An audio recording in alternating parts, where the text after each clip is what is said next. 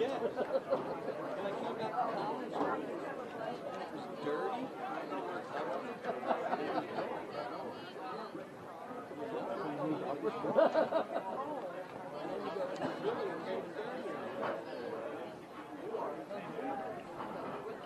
And then I started watching this crime.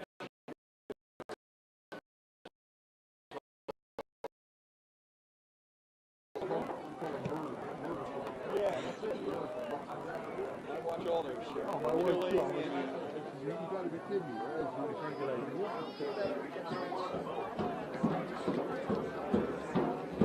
I've gone the other way. Yeah, I've learned in the house.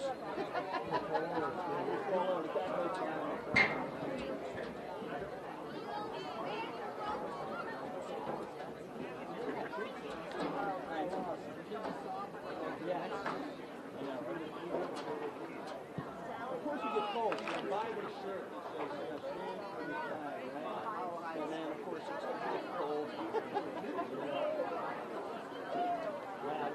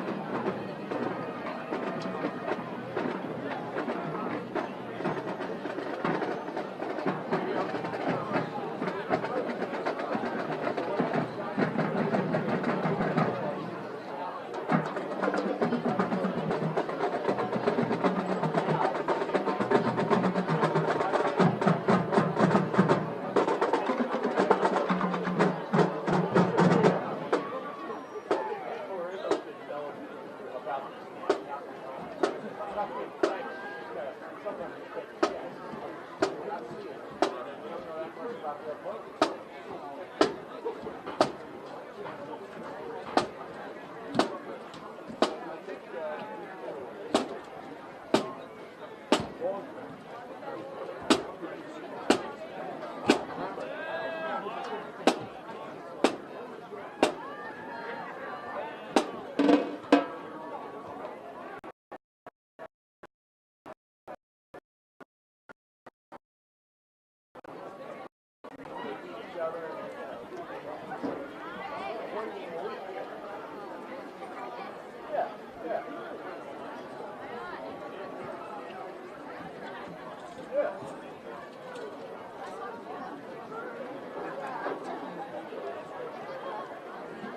And now the center lineups.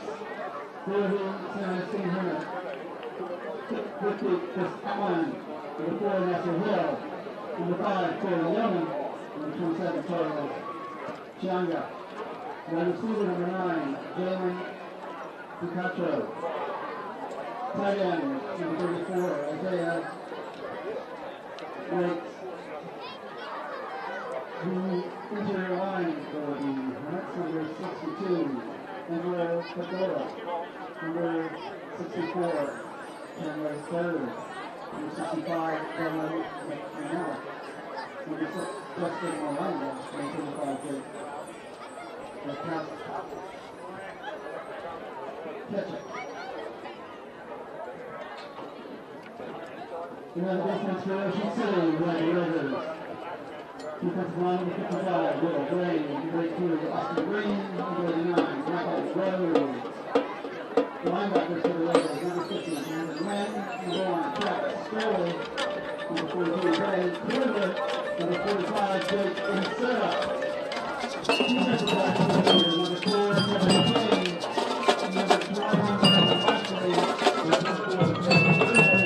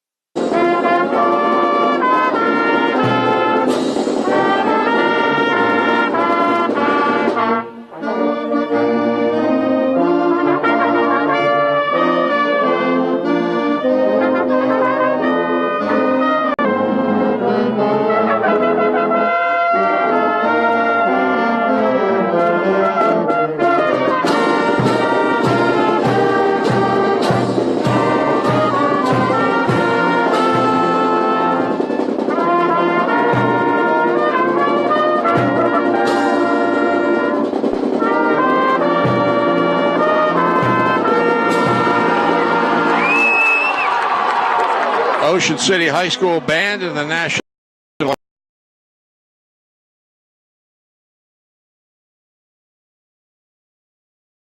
And watch the live stream of this. Bill Shalcross at the controls. Also produced by Matt Ulmer. And Ulmer's Appliances making it possible. St. Augustine and Ocean City. You can watch it live by going to oceancitysports.com. On the Ulmer Appliance scoreboard so far tonight, it's Cumberland 7, Bridgeton 6. Millville leads Cherokee 13-0. And Williamstown is leading Atlantic City 30-0. Those are all first half scores of 6 o'clock games. This game originally was at 6 o'clock, but it was moved to 7 o'clock a few weeks ago, kind of secretly, as they played a field hockey game here at 3:30. Ocean City defeated Mainland by a score of 5-0. But this is a challenge and an exciting night here for Ocean City's football team, Bud. Well, Tom, I think you're absolutely right. I mean, they've had a great start to the season, and I don't know if it was last year or the year before. It seemed like the first few games of the season were the toughest 3 games they had to play. And then this year, that's not the case. They're going to play the toughest game they have in the 4th game of the season. So, you know, they got their work cut out for them, and if nothing else, that those first 3 games gave them some confidence. I think they believe they can play with St. Augustine. And it'll be interesting to see. I mean, they certainly have some skilled players. The Raiders have played very, very well. They have not played anybody to this competition, like you said. So I think a lot of people are interested to see whether or not the Raiders can play with the Hermits tonight. It's a beautiful night here. If you're just joining us, as Tom mentioned, you don't want to go down to park in the parking lot there at the beach end of the field, because that's roped off for tomorrow's bike-a-thon. You're going to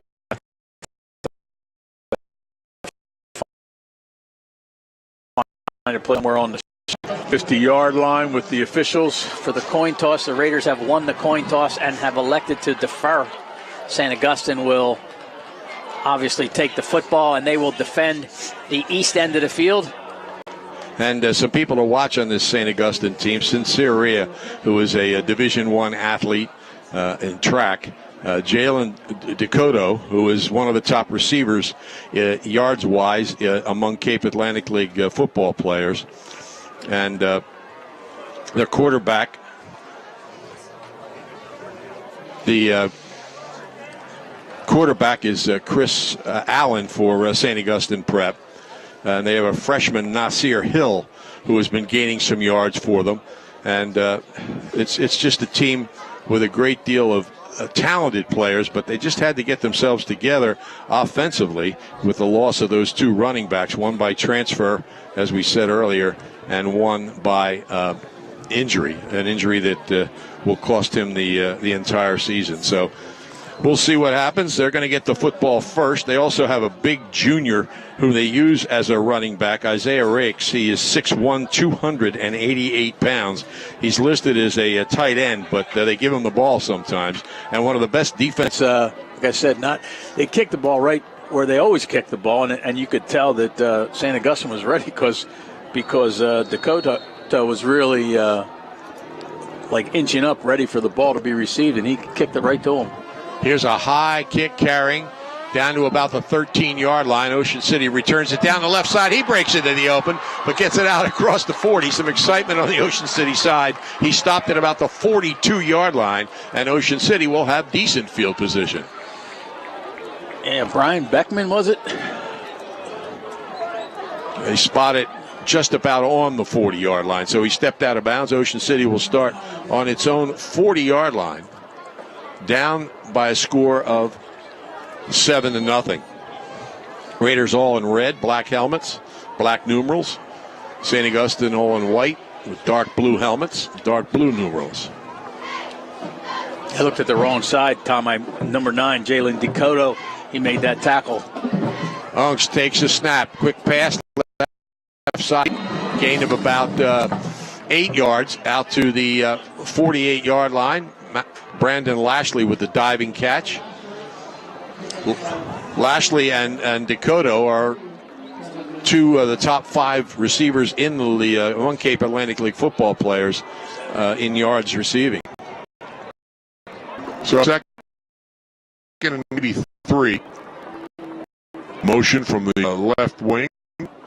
Him to the right side. They pitch a little forward pass.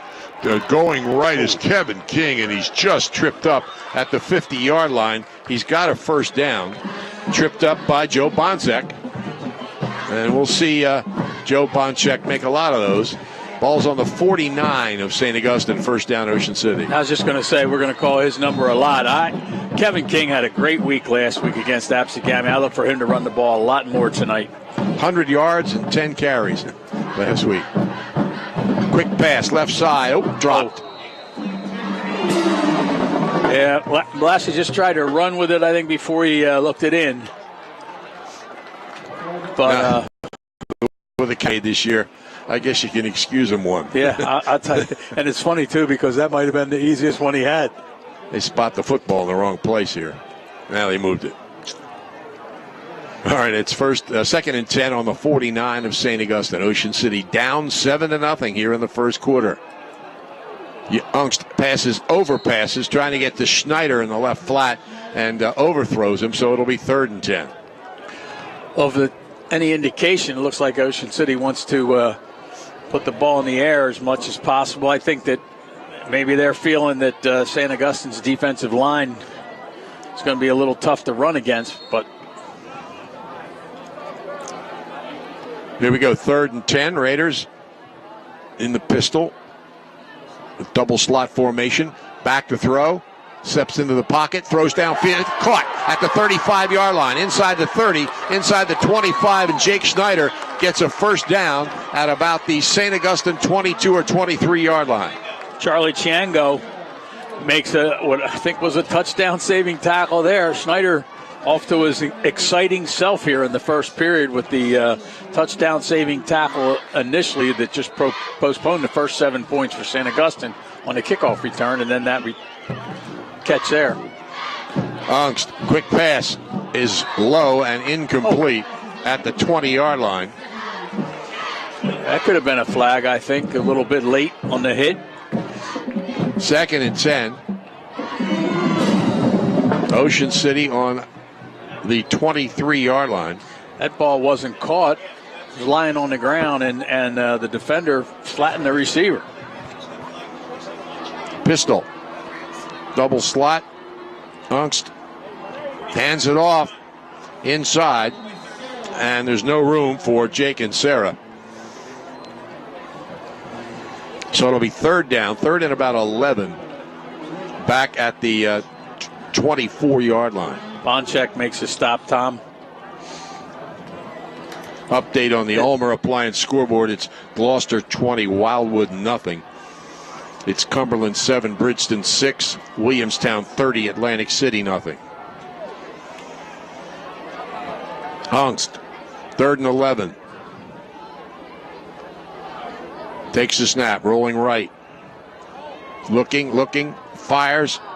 It's incomplete off the fingertips, but he would have been out of bounds anyway. So it'll be 4th and 11.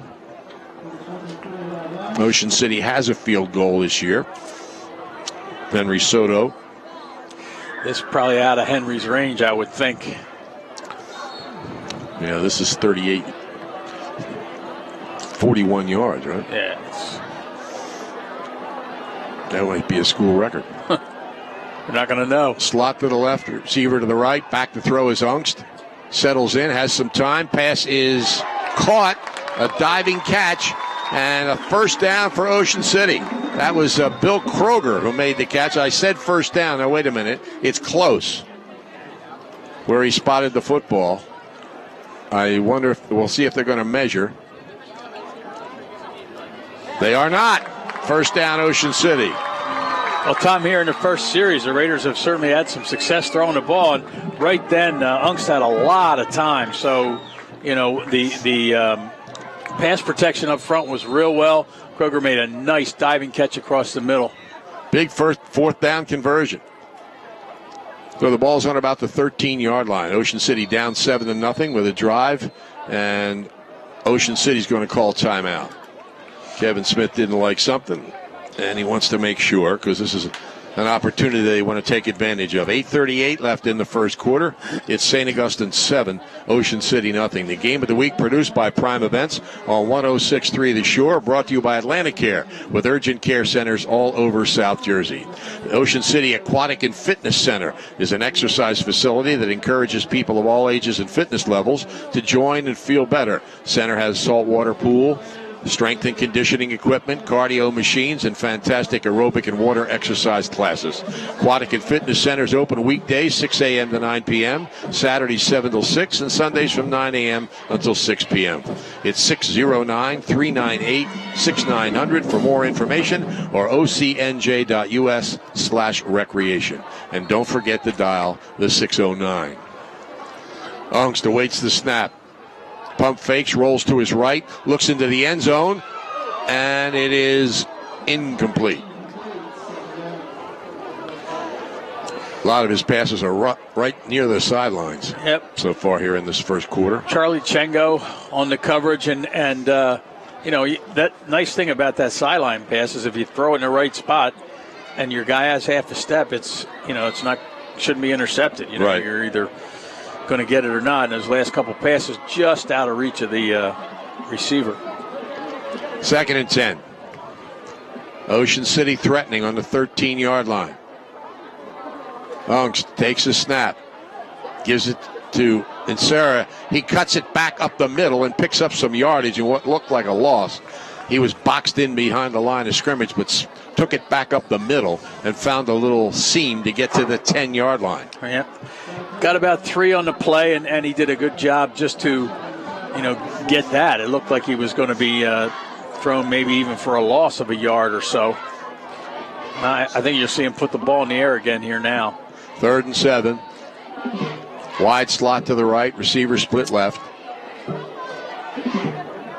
Ungst in the shotgun, takes a snap, looks, throws deep, fade pattern into the end zone, is incomplete, but a flag, I think. Yeah, I think it's going to get pass interference. He was trying to back up to catch the ball, and actually, the way I saw it, the receiver actually drew that penalty very well because he backed up into the defender and backed into him, and like he couldn't get back to the ball because the defender was holding him back. And that's where just a really smart play to draw the flag. So pass interference is the call. And that will be half the distance.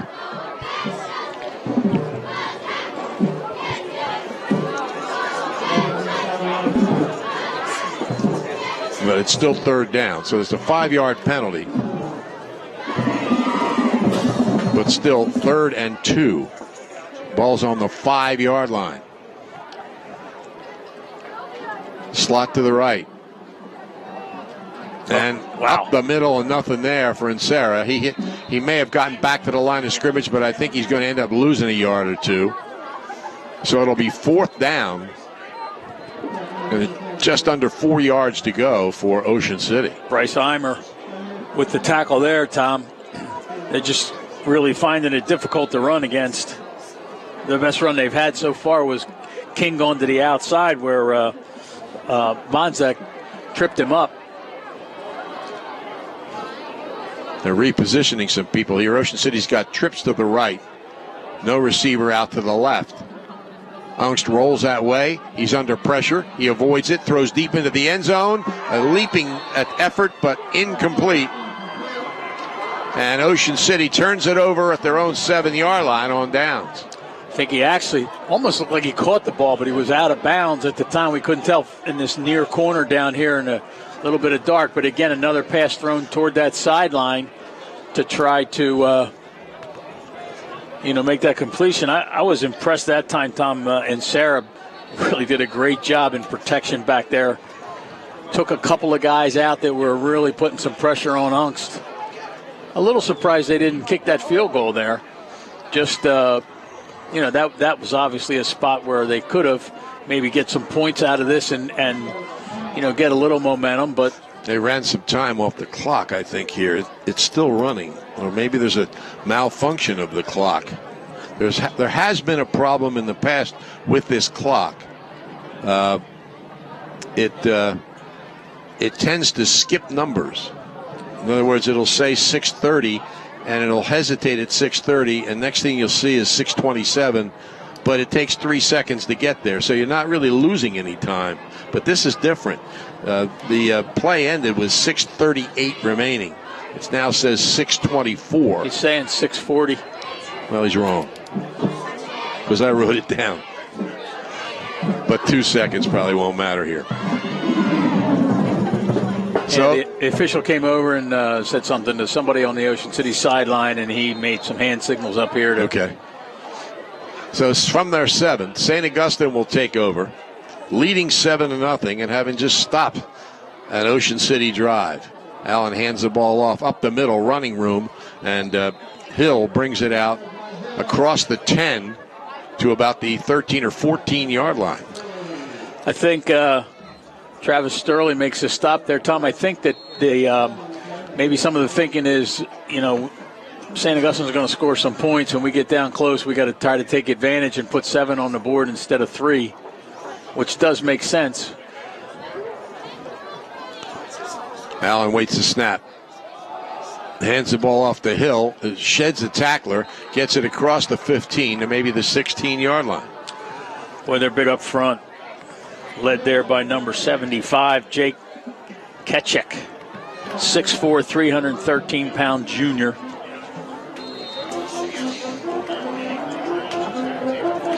Third and about 1. Update on the Ulmer Appliance scoreboard. It's Millville 26, Cherokee 7. Third and about 1 is right. Big play early. Across the 15-yard line. And there he is. The whistles, though, stop the play.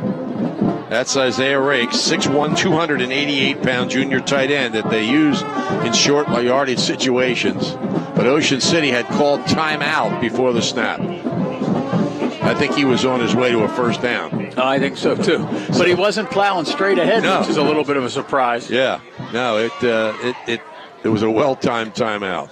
Nick's Pizza is a family business created more than 4 decades ago. Their latest pizzeria is at 2405 New Road in Northfield. Provides the same reliable and friendly service using only the freshest and finest ingredients that can be found in their other locations. Nick's has pizza to satisfy every taste. Barbecued chicken, cheesesteak, Greek, Hawaiian, meat lovers, and white pizza. But there's more than just pizza at Nick's. They have stromboli, hot sandwiches, cold subs, club sandwiches, burgers, and so much more. Nick's Pizza, 609-380-4300. 5.5 minutes here in the first, remaining in the first quarter. The Raiders have used their second timeout already.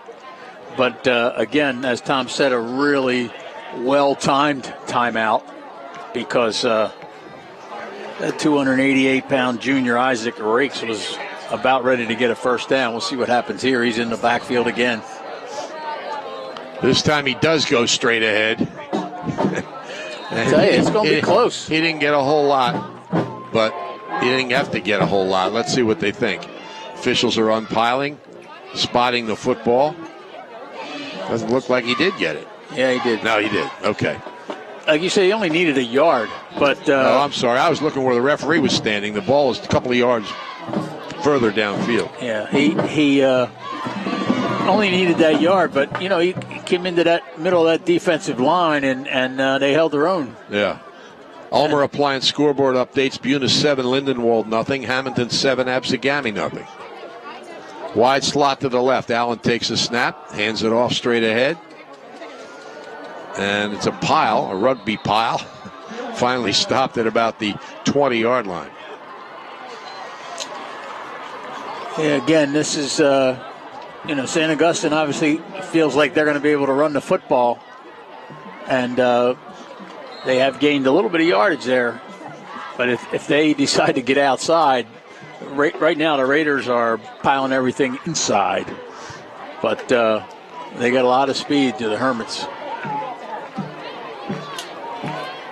Second, little less than 8 yards to go. Allen takes a snap. Stops, play action, throws downfield about 4 yards too long. It's incomplete.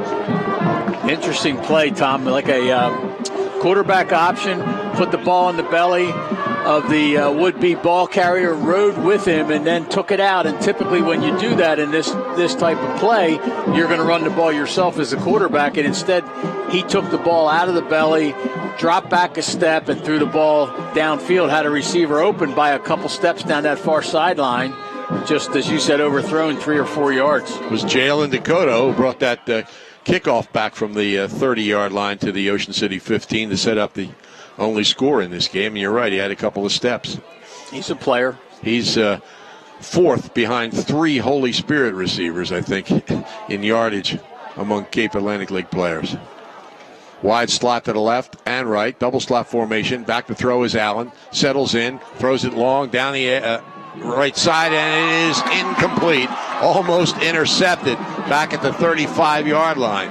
The receiver had fallen down, and was a good opportunity for a turnover. Yeah, and actually, Tom, I almost thought he caught it, and then maybe tripped over. It was King. I almost thought he caught it, and then he maybe tripped over the receiver who was on the ground, and it kind of jarred the ball loose. That's what it looked like from here. But really good coverage by King. He has the speed to stay with him. Don't forget, you can watch this game at OceanCitySports.com live. And if you can't get to it live now, you can watch it later because it'll be up there forever. Here comes a punt. Schneider, Lashley back. It's a high punt. Fair catch called by Lashley, and Ocean City will have it at their own 45-yard line. Yeah, good punt. And you know what? That's the punt probably better. They didn't make the interception because, they had the ball. Well, depending on how much of a return there was, they're going to end up with the ball about in the same spot anyway. It was a pretty good kick. Update on the Ulmer Appliance scoreboard. Lindenwohl has scored. They trail Buna 7-6. And Manalapan leads Howell 14-0 after one quarter. That's not Ricky Howell. No, but Ricky Howell was here. Son of Dixie, visiting here in Ocean City tonight. Here's a handoff into the line and maybe back to the line of scrimmage. Possibly fell across the line of scrimmage for a yard. Luke Conti, yep. Second and just under 10 yards to go. Raiders get right to the line of scrimmage. Yeah, as always, and then they look to the sidelines. They have a play called, but they look to the sidelines to see if there's a change. Ungst passes left side, caught, and diving out or in to about the 46-yard line of St. Augustine, short of a first down by about a yard. I think that was Lashley. So it's 3rd and 1. Ocean City brings in tight end Joe Groves. Slot to the right. In the pistol. Ungst, 3rd and 1. Takes a snap. Hands it off. Oh. And he got close. Yeah, I think he got it. He was hit in the backfield, kind of slipped that tackle, and dove out to into about the 45-yard line. Depends on where they spot the football. Officials say 4th down. Well, I really thought that's a bad spot. Just short, just outside the 45-yard line. Decision for Kevin Smith and his staff. They trail 7-0. They got into the 5 or 7 yard line, I guess it was. No, they got into the 5-yard line right. And couldn't score. Had to turn it over on downs. But they're going after it here. And it could. They drive. Yeah, he got it. Again, he crossed the 45-yard line, so it looks like a first down. Also, a player came up from behind him, pushed the ball carrier, which is a penalty, but maybe the officials weren't sure that's who he pushed. They get the first down anyway. Yeah, I thought it was in Sarah, and I thought it was a great play. You see it all the time now. In the college and in the pros, they're doing it all the time. You can't assist the runner. 1st and 10. Pump fake by Unk. Steps up into the pocket. Throwing down the right side for Schneider. It's too high and out of bounds. Yeah, and again, he's one-on-one coverage down the sideline, but safety coming over to help is Dakota, and he's all over the field. greater receiver and as fast a runner as Jake Schneider is, he's just 5'8". And sometimes that's a disadvantage, as it was in that situation, I think. Yeah, and again, that ball's not going to be caught, and it's a in a 2 deep zone, the safety's going to come over and help out, and you're going to get that double team. 2nd and 10, just inside the St. Augustine 45-yard line. Ungst now checks the sidelines. Doesn't seem to change anything. Takes a snap. Steps up, fires sideline. First down inside the 35-yard line. Well, obviously the offensive game plan is they feel like they can put the ball in the air a little bit. Of course, obviously you're going to have to run the ball a little bit just to keep the linebackers honest. And these short, quick passes, and for the most part, as we said, a lot of passes to the sideline. That one was stepped out of bounds, did Lashley at the 33-yard line. Ocean City's 5th first down here in the first quarter. I think at one point you'll see him come back to that play with Kevin King around the outside where he was gaining some good yards, just got tripped up at the last minute. Wide slot to the right, receiver to the left. Ungst fires. It's caught by Beckman. He gets into the 25-yard line. He missed the last game with an injury, but he's back. Dakota and then Adam Heston on the stop. Raiders are moving the ball well through the air. Ungst is throwing the ball well, especially in these short passes. 2nd and a couple, just outside right on the 25-yard line. And they drive off the right side. May have penetrated enough for the first down, though the running play by Insera was pushed back. The officials seem to indicate he's short. Not by much. No. They're going to have to measure that now, I would think. I would ask for a measurement. Might be half the football. It looks like the down marker's right on. Yeah, you're right. The 30 or 24-yard line. 3rd and a couple feet. Ungst in the pistol. Takes a snap. Gives it inside to Insera. And we'll see if he got a couple feet. Ungst made a good fake. A couple defenders came after him. He's also made some good runs, so that's why they're aware of him. Right. Shane Quast was the guy in the backfield. Yeah. Apparently they lost on the play. They lost a foot. So it's 4th down, another big play for Ocean City. They couldn't convert that last one in the previous possession. It turned the ball over at the 5, but they have converted some big 3rd and 4th downs. They're going to try it here again. 4th and less than a yard inside the 30 of St. Augustine. Ungst takes a snap. Quick pitch, right sideline. And it looks like enough for the first down, but we can't see where he went out of bounds because of the player standing up. Don't be close. Everybody has a different opinion. He did not get there. He did not get there. The little shovel pass to King came up short, and St. Augustine will take over with 12 seconds left in the first quarter, leading 7-0. They've got the football on their own 24-yard line. That's a big defensive stop, Tom.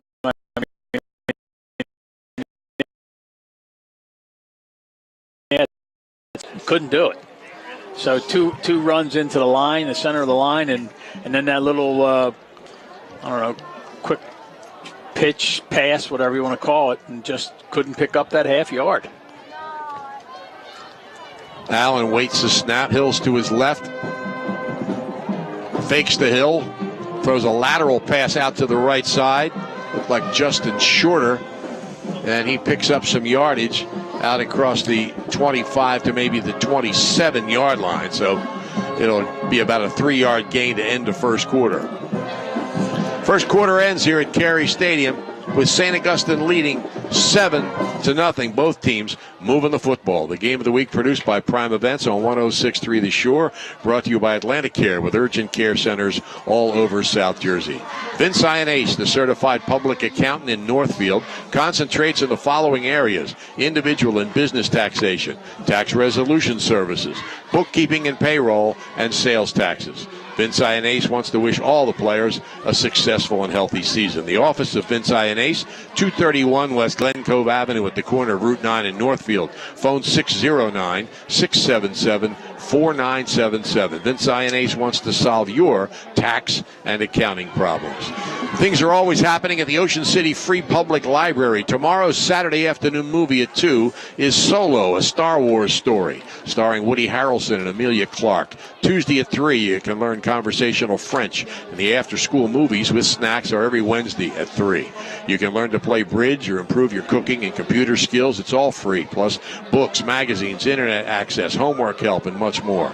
The Ocean City Free Public Library, 18th and Simpson, 609-399-2434, or visit them online at oceancitylibrary.org. St. Augustine, second and about 7. The Raiders have held their own with them, more than held their own with them, Tom, other than that initial kickoff return that ended up a few plays later putting 7 on the board. Allen awaits the snap. Keeps it, throwing long, way wide open at the 45-yard line, and going for the touchdown is Dakota. He was 5 yards behind everybody, and the only thing that scared Allen was, oh man, I got to hit him. And he did, right in stride, and they score their second big touchdown of the first half. I'll tell you, he's got another gear. After he caught the ball, my gosh, long strides. That was impressive. And again, a fake on the run and dropped back and had that wide open receiver. The defensive back had come up to play the run and allowed Dakota to get behind him by a good bit. St. Augustine up 13-0. Snyder to try the extra point. It's high enough. And they better duck on the boardwalk because that's a good one. It sails all the way across the track. So it's 14-0 in favor of St. Augustine here with just a few seconds gone in the second quarter. If you need work on your car, you can trust Don and Glenn to treat it as if it were their own at Wiesenthal's Auto Service in Ocean City. Their staff will repair your vehicle and prevent potential problems. Call them at 609-399. It's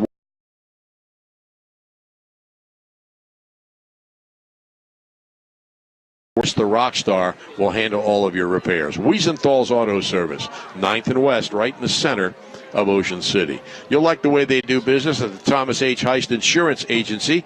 They're coastal insurance specialists with over 35 years experience. Flood, boat, auto, life, health. They offer it all at the Heist Agency with convenient offices in Ocean City, Margate, Egg Harbor Township, Marmora, and Vineland. Phone 609-399-0453. You'll also find them online at heistagency.com. Remember, Thomas H. when you need insurance. Snyder to kick off. His team leads 14-0. And he boots it high toward the sideline, taking it about the 16-yard line and down the right sideline out across the 25, close to the 30-yard line. We'll see where they spot the football. He went out of bounds on the far sideline. We could have a Schneider to Schneider on the kickoff. Yeah. That was Lastly that time. Different spellings, but yeah. So the ball's going to be spotted right on the 25-yard line. Got to put something on the board here in this quarter, you would think. They have had a lot of success.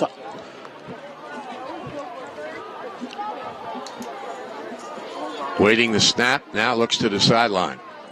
Ongst has trips to the left, receiver to the right.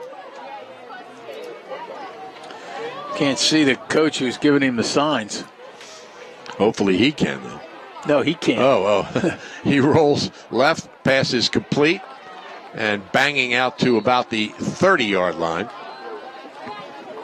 Bonchek in there on the tackle as they complete the pass to Bill Kroger for about 3, 2nd and 7. And Schneider was out there to throw a block and couldn't throw a block without blocking in the back, so smartly enough laid off.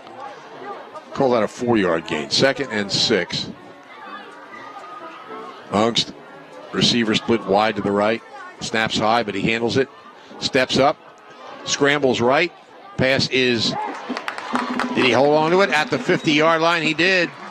A great catch by Bill Kroger. Right. And it's a first down for Ocean City. Good job by Ungst that time to get away from the pressure. And again, that's, they have had success. And where they really got stopped was a couple running plays there for the 1 yard line. Trips to the left. Here's Ungst. Quick flat pass to Lashley. Lashley is hit after gaining a couple of yards, 2 or 3. So it'll be second down. Second, call it 8. Adam Heston in on the stop along with Joe Kalanic. And obviously by this time now the linebackers are backed off the line of scrimmage quite a bit. Ungst looks to the sidelines as a receiver to the left, trips to the right, drops back, fires, short pass complete. And Schneider looks like he's got the first down at the 45. We'll see if they spot it. Did he slip? I think he did. Slip on a cut. Yep. This is also very close, but I think he's got it by the tip of the football because it's right on the yard line. Yep. First down, Ocean City. Had a lot of close ones. Made them. Fortunately, we got a turf field here where every yard is marked. Makes it a little easier because all those would have been measurements on a grass field without the yard markers. Though some grass fields do have the yard markers. Ungst awaits the snap, gets it.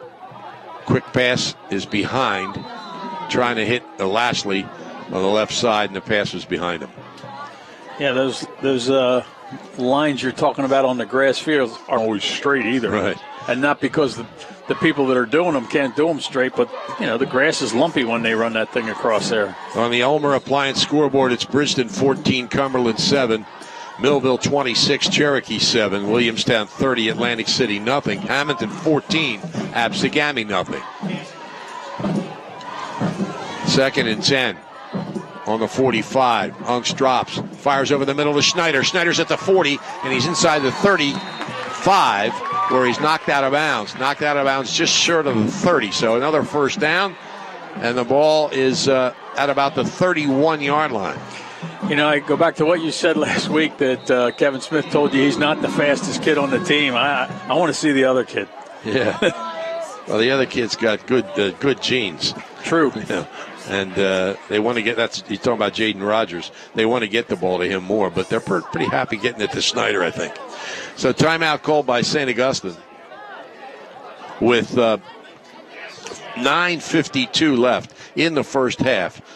The Prep leads at 14-0. Signal Graphics on Tilton Road in Egg Harbor Township is your local commercial printer with the personal service you expect. Cut out the middleman. Save time and money. Signal Graphics prints full color in-house. Signal's state-of-the-art equipment and expert printing staff allows them to produce an excellent product for very low cost.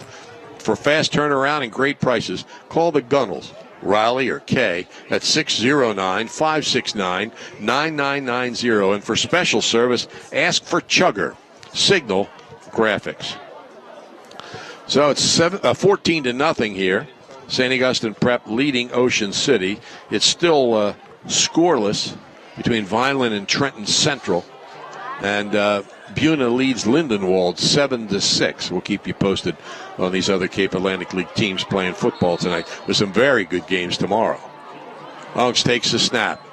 Gives it to King, who bounces off a tackle. He drives inside the 30 and gets to about the 26 or 27-yard line. I'll tell you, Tom, what was excellent there was King got hit a little bit and saw, just as he was getting hit, saw a seam to the inside and went inside with the run and was able to pick up the yardage that he did. Gain of 5, 2nd and 5. Back to throw Ungst. Fires down the left sideline, and it is caught in the end zone. Ocean City gets on the board. What a catch. He's still down. He is down. I think he just landed kind of hard. So Ocean City cuts that lead to 14-6 as Ungst throws a 25-yard touchdown pass. The word here, Tom, is it Is it is lastly. I can't see the number to be sure, but who's made some great catches. Unk's 7th touchdown pass of the season comes with 9:14 left in the second quarter after St. Augustine had scored twice, getting Ocean City on the board. That's reminiscent of the catch he made last week. Yeah, I mean, Same he has idea. A great focus. If there's 2 or 3 defenders on him, he can focus on that ball and make that catch. Just like he focuses on that batter and gets that strikeout during the baseball season. So he's up on his feet now, walking pretty well. So it was probably landed wrong or, as they used to say, have the wind knocked out of him. Right, that's what I was thinking. Of course, they used to say you got your bell rung, but they got better names for it now. Yeah, well, get Concussion. the wind knocked out of you is different than bell rung. Yeah, 'cause it's not your head, you know. Absolutely. That's the key. So Although they're going to check him for that, you can bet. Radels will try. Soto, the extra point. Ball is down. The kick is up. It's high enough. And it is no good. Wide to the right. So it remains St. Augustine 14, Ocean City 6, with 9:14 remaining in the first half here at Carey Stadium. Game of the week produced by Prime Events on 106.3 The Shore. Brought to you by Atlantic Care with urgent care centers all over South Jersey. Shoppy's is even better online. You probably visited their showroom at 1031 Shore Road in Linwood, but at Shoppy.com you can select and design your own trophy or award and order it right there. Shoppy's also has a complete line of gifts. Remember, you're not presenting the finest trophy unless you're presenting a Shoppy trophy. Phone 609-653-1684 for Shoppy's since 1921. Ulmer Appliance Scoreboard. Bridgeton 14, Cumberland 7, Millville 26, Cherokee 7, Williamstown 30, Atlantic City nothing, Buena 7, Lindenwold 6, Hamilton 14, Absegami nothing, Trenton Central nothing, Vineland nothing, and no surprise here, Woodrow Wilson has taken an 8-0 lead over Seneca on a 51-yard touchdown pass by Nick Cargman, whom Cedar Creek has seen enough of for one season. 70-some yards last week. Yep. Be interesting to see what Ocean City does with this kickoff, Tom. If they are going to kick it short, I think, they're going to, I would think they should kick it away from Dakota, maybe kick it to the other side of the field. Update on that score. Vineland leads 7-0. This might be an onside attempt. The way they lined up, they just kicked it straight across the 50. It didn't go far enough, and it was recovered by St. Augustine at their own 48-yard line. Yeah, it didn't get any bounce on the football at all. It just kind of went straight on the ground and almost like a shortstop scooping up a routine ground ball there. That's not what usually happens on a football kick. So, it's great if it works. Yeah. If it doesn't work, everybody wants to second guess. Hamilton has scored again. They lead Absegami 21-0. Running play off the left side. He's still carrying people. The young freshman who's become the leading ground gainer for St. Augustine, Nasir Hill, gets it out into the Ocean City 45-yard line. A gain of about 7. Last 2 or 3 yards, he pulled some defenders with him. He's as you said, their leading ground gainer, 5'11", 170-pound freshman, listed as the backup quarterback. But they need running backs this year. Interestingly enough, I was watching a wide receiver at this side of the field, and he didn't move. He didn't move stayed right at on the all. line of scrimmage. Stayed right there. Maybe he was a safety valve. First down off the left side, driving into about the Ocean City 35-yard line. Yeah, this is one of the disadvantages of that short kick like that. Sterling makes the tackle over there against Charles Chango. So it's a first down. The ball will be on about the 33-yard line. Actually past whatever little, I'm going to guess, concussion test he was going through on the sideline, so he's racing back onto the field. First and 10, St. Augustine. They lead 14-6. Allen hands it off. Running right. Oh, nice tackle. And stopped. Hill is stopped just inside the 30-yard line. I think that was Kroger. Billy Kroger, really nice tackle there, Tom. Gets low, shoestring. Yeah. St. Augustine, obviously, they came in here, good reputation, and they're moving the football. They got a lot of big bodies up front. A lot of big bodies. Second and about 7. Allen hands the ball off. Chango is stopped at the line of scrimmage.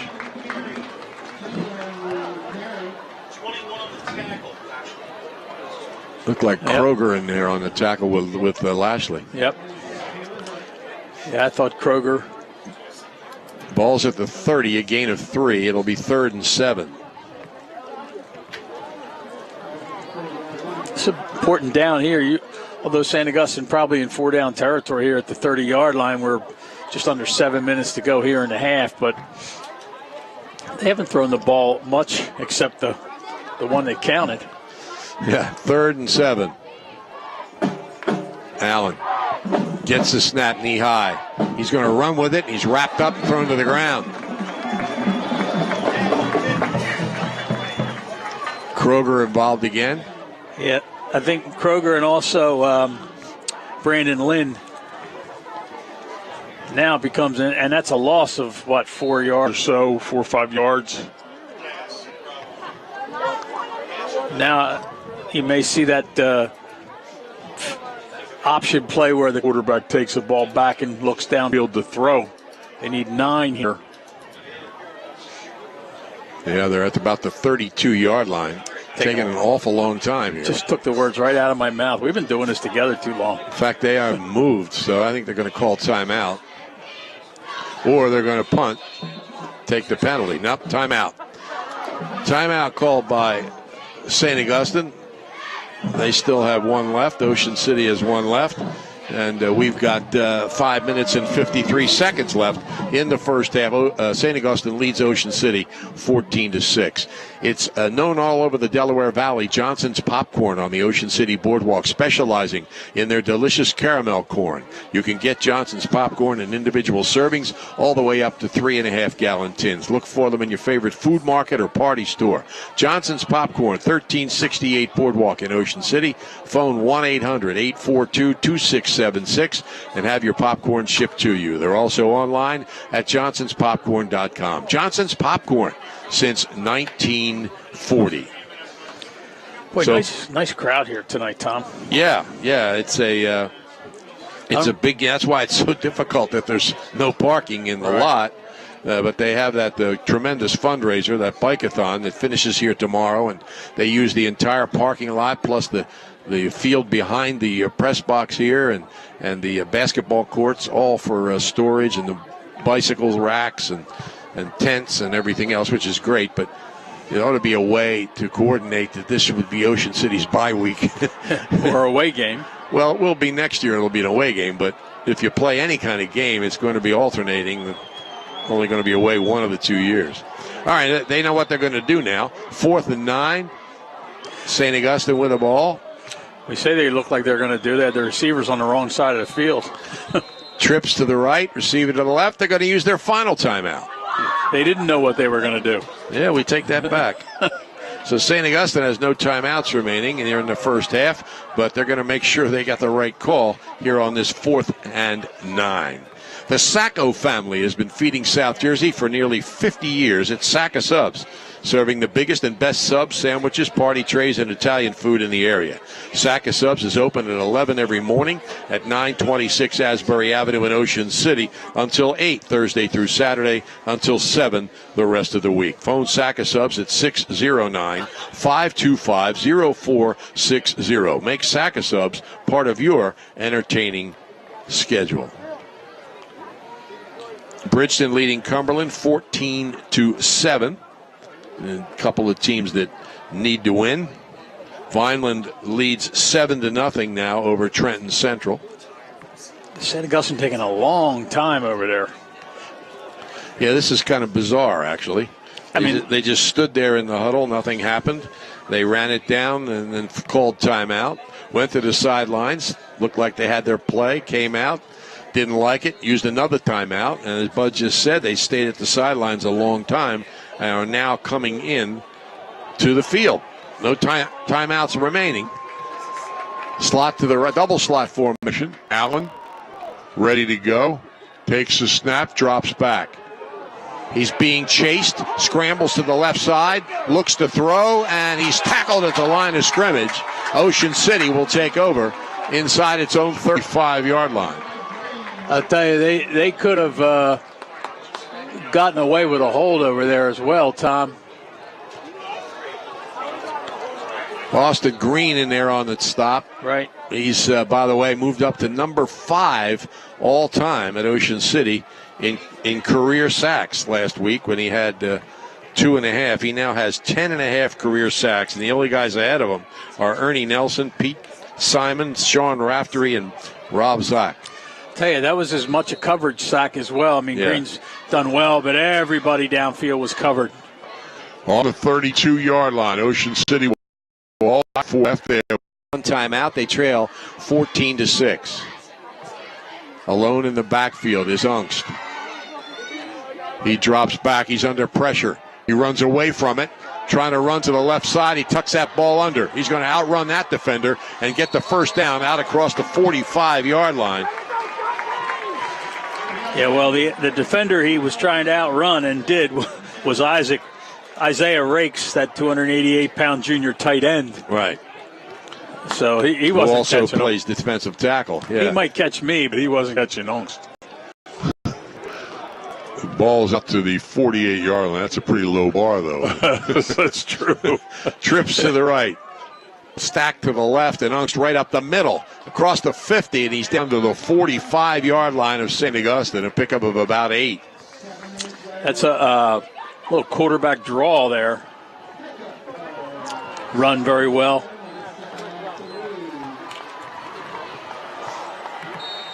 Third and about 4. 3.5. Ungst is in the pistol. Has a slot to the right. Receiver split to the left. Hands the ball off. And Joe Bonchek says no. The outstanding linebacker makes the stop on Kevin King for a loss of a couple of yards. They're going to spot it at about the 49-yard line. So it's third and about 7 for Ocean City. Raiders have done pretty well in the third and fourth down challenges, except for that one time when they got to the 5. Here's a play. Left side, throwing for Lashley. He almost makes a circus catch. There's a flag on the play. Wow. Came in late. The play was well over. But he throws a flag. Lashley tried to make a diving catch. I think he would have been out of bounds anyway. Yeah, the ball wasn't catchable. But they called holding, not pass interference. Okay. So they must have held him slightly before he made that diving attempt or leaping attempt. So Ocean City's going to get a first down. You know, you wonder if at some point, if St. Augustine will try to put more pressure on Ungst. I mean, the Raiders have done a good job keeping him out, but I want to see if they're going to start blitzing a little bit more because he's had some time back there to throw the football. Ball ends up on the 39-yard line.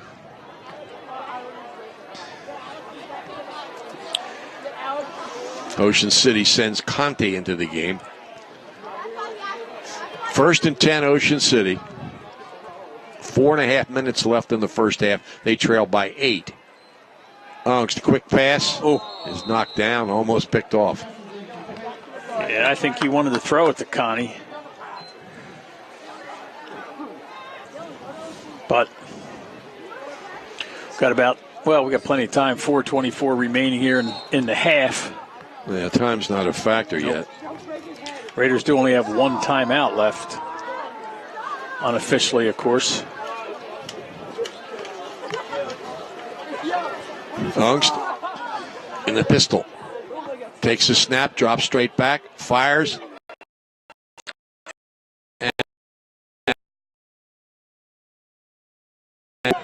Yeah, that one was thrown into coverage and thrown behind him about yard or so. Would have been a miraculous catch. But this is now you got, again, you're in 4-down territory here. You would think, maybe not, but they've had success in the air, probably thrown the ball 75% of the time. 3rd and 10 on the 39. Unks back to throw. Throws incomplete. Ocean City wanted a pass interference call, and Kroger was the intended receiver. Lashley was open, too, down the left side. But Unks had to make that decision quickly. 4th and 10 on the 39-yard line of St. Augustine. I think they wanted a holding call against Lashley as well. Not against Lashley, but I think Kevin Smith felt they were holding Lashley down the sideline, and that pass wasn't intended for him, but it might have been had he not been held and been able to get out into the pattern. Lashley to punt.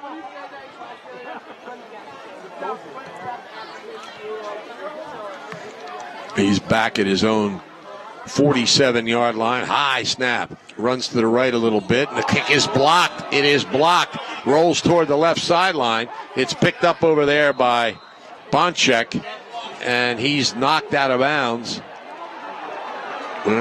Seems to be a little scuffle over there.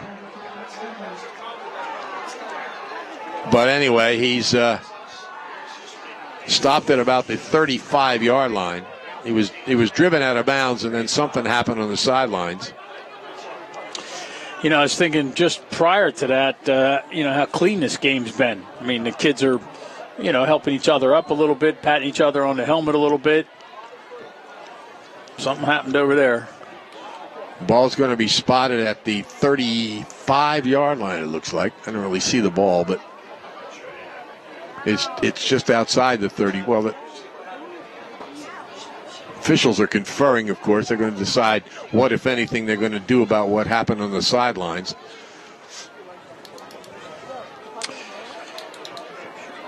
Referee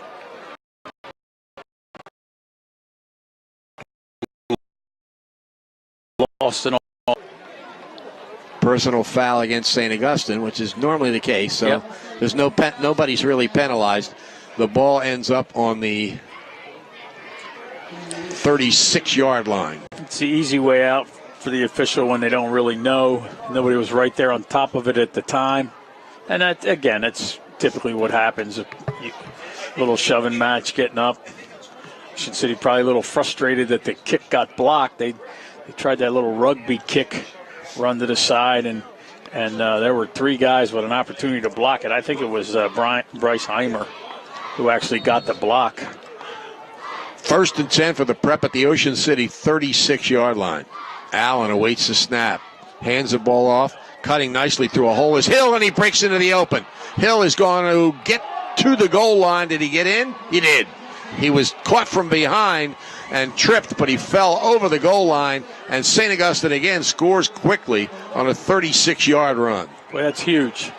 That is huge. I mean, the Raiders had the ball at the, 30-yard line, 40-yard line, and hoping to get a second score, maybe even a tying score with a 2-point conversion, or at least get the ball down for something before the half's over. And the block punt, and boy, off tackle, bingo, 20-6, soon to be 21 if this kick's good.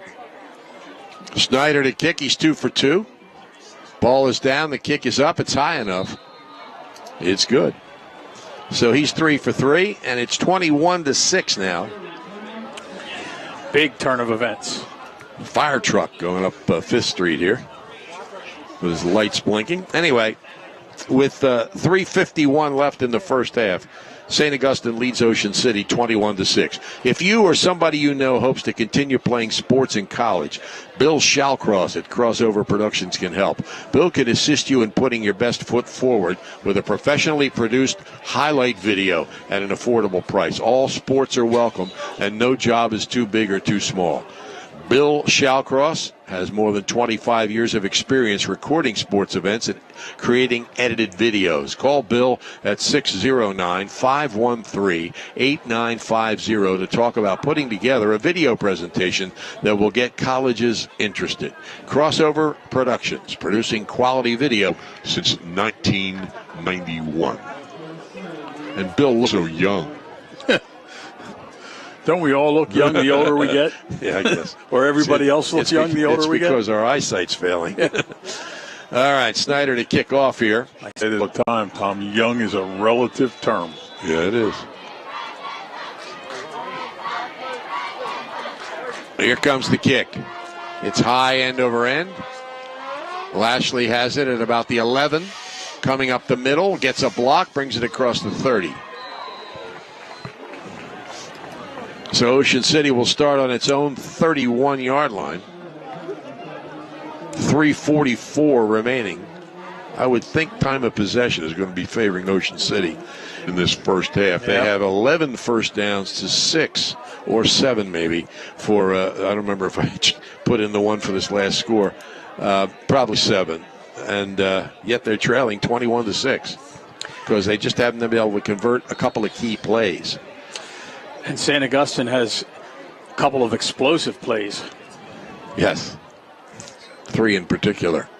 Ocean City trying to get to the outside, and he's going to pick up about a yard, maybe 2, trying to get around the left end, and he went down hard, and there's a timeout, official's timeout for the injury. Picks up about a yard. It's 2nd and 9. You know, Tom, you think that as far as the Raiders were concerned, this is a game circled on their calendar all week, especially after they won those first 3 games and really came in here figuring we're looking forward to this game, and obviously they're certainly still in the game at 21-6 here. But and on the other hand, St. Augustine, who's played St. Joe and Shawnee, they've gotten up for a couple really big games prior to this, so you wonder if they've had just a little bit of a letdown here in the first half, although it's hard to think it's a letdown with a 21-6 lead. But after the opening kickoff return and then the long pass play for a touchdown and then that off tackle play, just break through and run 35 yards or whatever for a touchdown. It's not like they're methodically moving the ball down the field, but they've certainly put the points on the board. It's Kelly. Yep. He jumps up to his feet, walks strongly to the sideline.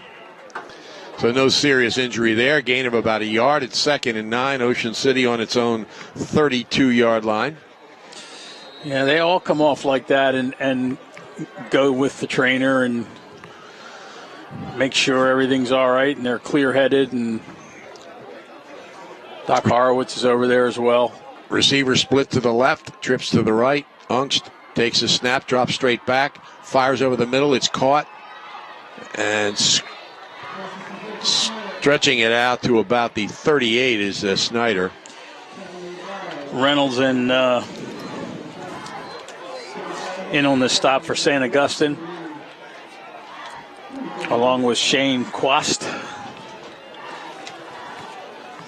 Ungst takes a snap, looking. Pass is caught for a first down out to the 50. There's going to be a hold down here on this sideline against Lashley, I think. Gosh. I mean, Schneider made that catch. Dakota he had Lashley wrapped up down here trying to go out into the pass pattern down here on this left sideline. I mean, again, the pass wasn't thrown to him, but he couldn't get out into a pattern. Officials talking to him at the 50-yard line, but we're not aware of any penalties. Anyway, it's interesting because Lashley and Dakota are 2 of the top 5 receivers among Cape Atlantic League football players.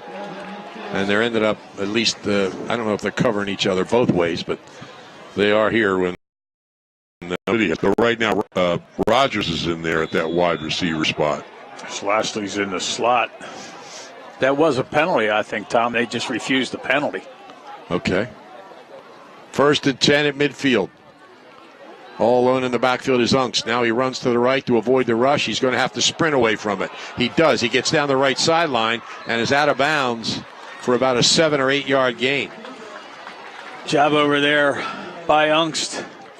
Again, outrunning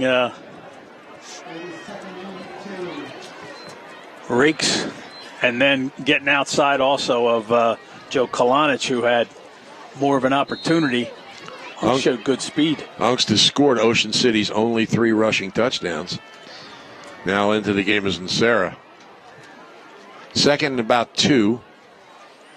Ungst takes the snap. Quick pass batted down. So it'll be 3rd down for Ocean City. And that time they blitzed the linebacker on the right side that time.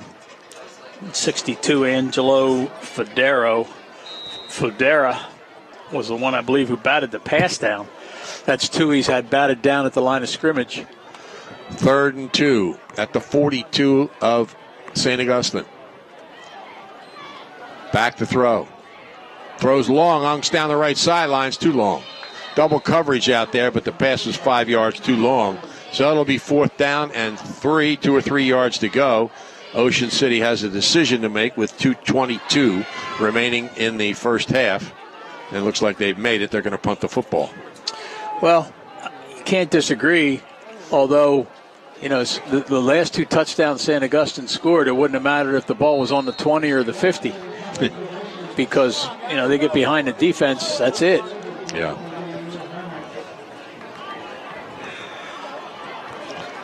Waiting back at around his own 10-yard line. And standing at his 45 is Lashley. He gets it away. It's a floater down the right side.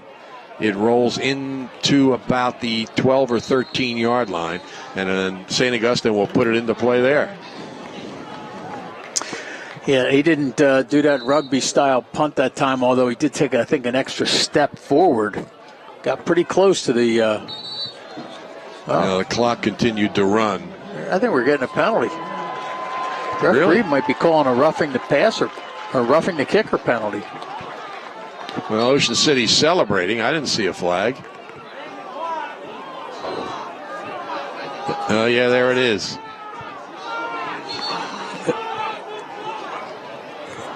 The clock has run all the way down to 1:53. It was 2:17 when the play ended.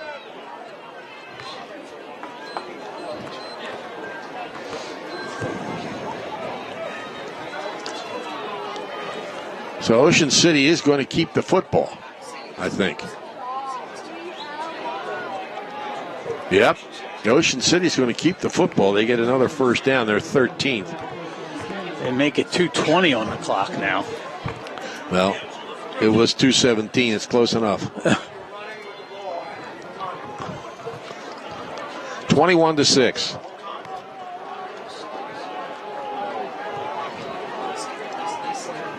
Ungst looking to the sideline, repositioning some receivers.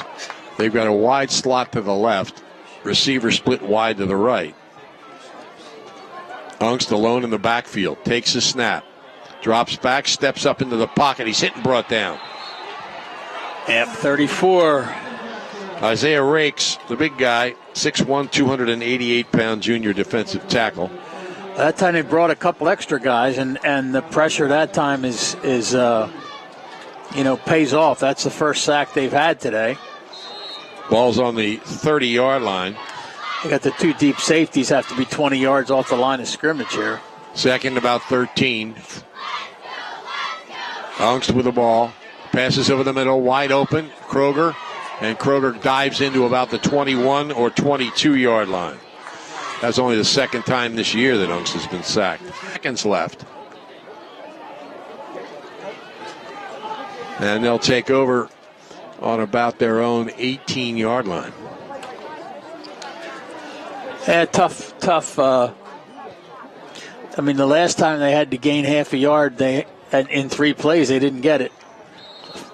So, I don't disagree with the throwing the ball there. That's the 3rd one that's been batted down, I believe. Sometimes you just got to credit the defense. Allen's back under center, or up under center, and he's going to take a knee and take a 21-6 lead in at halftime. So, St. Augustine scores, benefiting from some big plays, and they will take a 21-6 lead in at the half, though the Clock's been running for. No, they're still running out the clock. Both teams just standing out there on the field. Elsewhere in the Ulmer Appliance scoreboard, it's Cumberland 15, Bridgeton 14, Millville 32, Cherokee 7, Williamstown 30, Atlantic City nothing, Mainland 10, Clearview nothing, Buna 13, Lindenwold 6, Hamilton 21, Absegami nothing, Vineland 7, Trenton Central nothing, and Egg Harbor Township 12, Washington Township 7. It's halftime here at Carey Stadium with Ocean City trailing St. Augustine Prep by a score of 21-6, and the countdown has begun at Valtacos this weekend. And one more. They'll be closing a week from Sunday, so those of you that like to get some of that good Italian food, put it in the freezer to get you through the winter. You've got about 8 days to do it. Valtacos is normally open 7 days a week, but at this time of the year, just Friday, Saturday, and Sunday. And their spring opening is eagerly awaited by their many customers. Valtacos, 957 West Avenue in Ocean City. Phone 609-399-0753. Schreiber's Saltwater Taffy and Fudge in the center of the Ocean City Boardwalk for more than 115 years. Offers their selection of saltwater taffy, fudge, macaroons, mint rolls, nuts, and chocolates online. Visit Schreibers.com.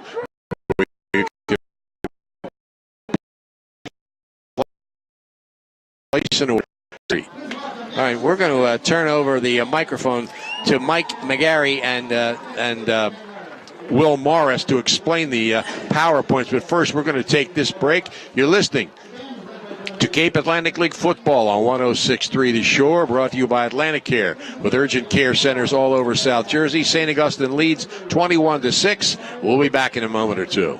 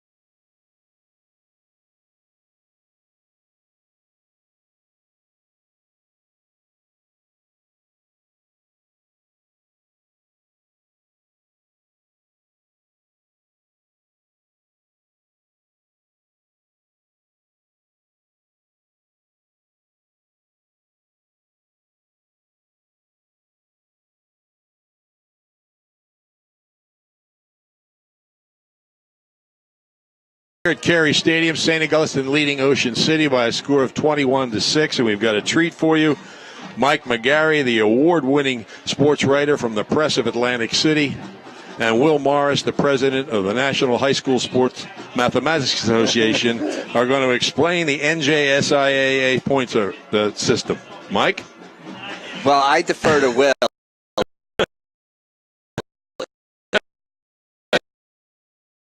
In all cases, index, and the other is Will Morris. And I've learned one thing about Will is always right. So I wouldn't say I'm always right, but I'm usually relatively close at the time. So what they've done this year is they've added, as you mentioned, the Born Power Index, which is going to count for 60% of what a team earns, and the other is the PowerPoints, which have been revamped, but it's still mostly the same system from years past. Now, one thing they did change is, at least when it comes to the official rankings, all that matters is not how much you lead by, just where you are in position. So it doesn't matter how far ahead you are between first and second. It's still 1 and 2, and those are the only numbers that matter when it comes to using the ultimate power, the unified power ratings. Now, currently, they did add some bonus points for South Jersey teams, because it used to be in the last couple years that if you played one of the big schools up north, you got a whole boatload of PowerPoints. And now they've added a few on the southern side, so St. Augustine happens to be one of them.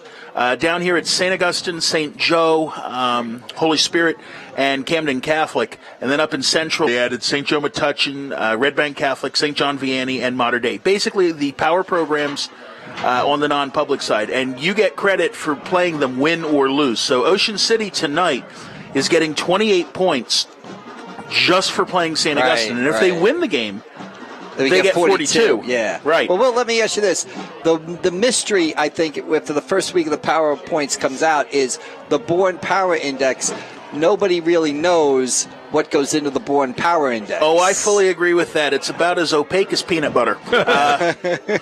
We don't know. And football coaches are universally known for their ability to deal with the unknowns and liking unknowns. So the fact that nobody really knows what goes into the Born Power rating has caused the few football coaches to kind of toss and turn all night. Well, of course, the reason is if Bill Bourne tells you his power ratings, he's out of business. Right.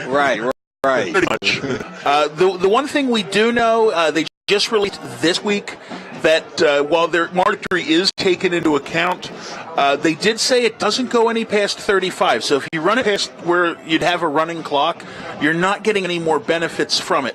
We know that it takes into account strength of schedule. We know that it takes into account margin of victory. We don't know how exactly, but it tries to reward the better team. And the one thing it does do is it starts you from where you were last year. Right. The other thing I think the new system does, and I think the thing that I heard about people is, you saw Millville with a 1-3 record. Their 3 losses all to great teams, but 1-3, and I think they were number 1 in South Jersey Group 4. Yeah, I have them at number 1 in South Jersey Group 4 right now, because they got 36 from losing to St. Peter's. They got 28 from losing to St. Joe. They only got 4 from losing to Williamstown, because you don't get the bonus from that. Right. But yeah, right now they're first in PowerPoints and third in the Born Index for Group 4. Yeah, and I think the thing when people take a look at it, people got to remember that this was the first week that the United Power Ranking appeared on Sunday on the Gridiron website. So I think you kind of have to let the system,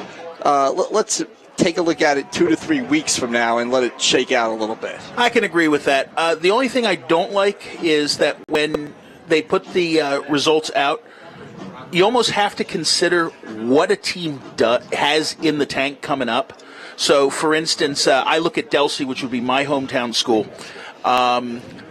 They're going to be ranked a lot lower now. I think I saw them at 6th in South Jersey this week, and I've got them at 3rd, mainly because they still have to play Camden Catholic. There's a big bonus points that aren't being counted yet, but they're going to be counted, and unfortunately, the way Camden Catholic has been playing, that's looking more like a 42 than a 28. Yeah, it'll be interesting to see what happens. I think the system will probably, it's the first year they've tried it. I think they'll tweak it a little bit in 2 years. I think the one thing I would say about the system is and I agree with it gives teams credit like Millville for going to play tough teams. But unfortunately, the way the West Jersey Football League schedule works, you don't have a say over a lot of your teams. I think of a team like Pleasantville that's in a division where they're playing a lot of teams, and a lot of their crossover teams are not teams that would give them, high born index, high PowerPoint teams. So I think, and who knows, it goes back to scheduling issues. If there's a way you could give a team, maybe a way, I know Pleasantville went out and got Haddonfield, maybe there's a way to give teams a way to go out and get one more game so they could influence there. If they knew they were going to have a good team and they weren't that great last year, they could go out and get an opponent to help them build up their playoffs. Yeah, if I remember correctly, was Haddonfield an ad game to them? Yeah, it was. They were. They went out and added it because they knew that their schedule, they needed a tough team on their schedule, and it would help them. That's why they went out and got it. Right. So I think maybe, if you could come up with a way to give teams a little bit more flexibility, but then you go back to the whole thing of the reason we have a West Jersey Football League is teams couldn't get full football schedules in the first place. So it's, the catch-22 or something. Yeah, like I mean, there's no real good answer. No matter what system you use, you're going to have somebody who's complaining. Somebody's going to feel like they missed the playoffs, so they should have got in, or they should have done this or that. So the idea, I think, is basically to make as few people upset as possible. And reward competition, which Absolutely. I think is reward teams for playing parochial powers, reward teams for playing, really good schedules. Where do you have these two teams here, Ocean City and St. Augustine? I have Ocean City ranked right now 4th in the South Jersey bracket. Is that South Central? No, that's 4th in South. Total of 7th in the Big South super section. 3rd in PowerPoints, 11th in Bourne. Right now they're tied with Highland, but the first tiebreaker is what you do in the Bourne, and right now Highland's ahead in that. We'll see what happens after they play Timber Creek. For non-public 4, I have St. Augustine ranked 5th right now, which ironically is probably the one position that St. Augustine doesn't want to be in. If they're top 4, they get to host in the quarterfinals. If they're 6th, 7th, or 8th, they get to host a first-round game. But in 5th, they don't get to host anything. Correct me if I'm wrong. Isn't non-public 4 being seated by a committee? It is. So is non-public 3, for that matter. But so they're going to use the United Power Index as a guide, aren't they? It's a tool. It's only a tool. They're going to look at strength of schedule as well. But I'm looking up north, and I wouldn't be surprised if St. Augustine ends up in the 5th. Right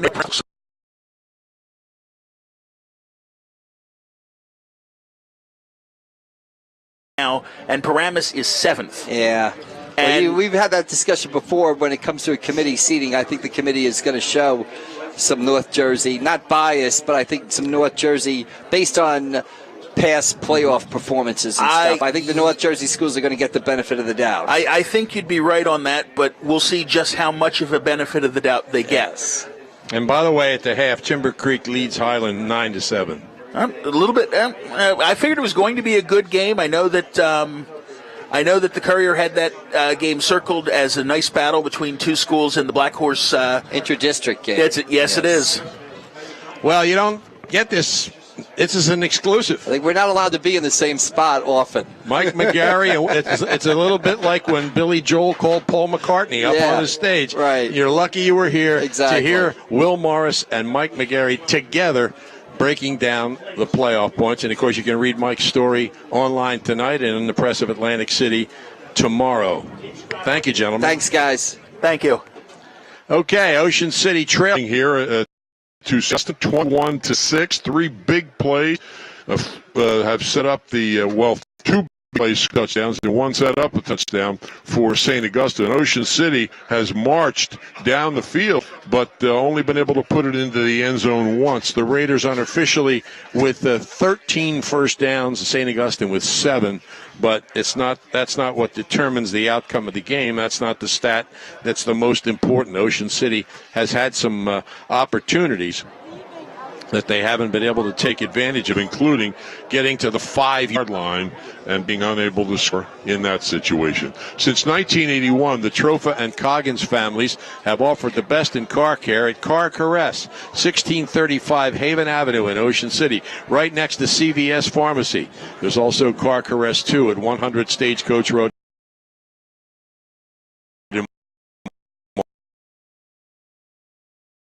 They also have an automatic car wash, self-service bays, and vacuums. Car Caress, now at 1635 Haven Avenue in Ocean City. Phone for an appointment at 609-398-8482.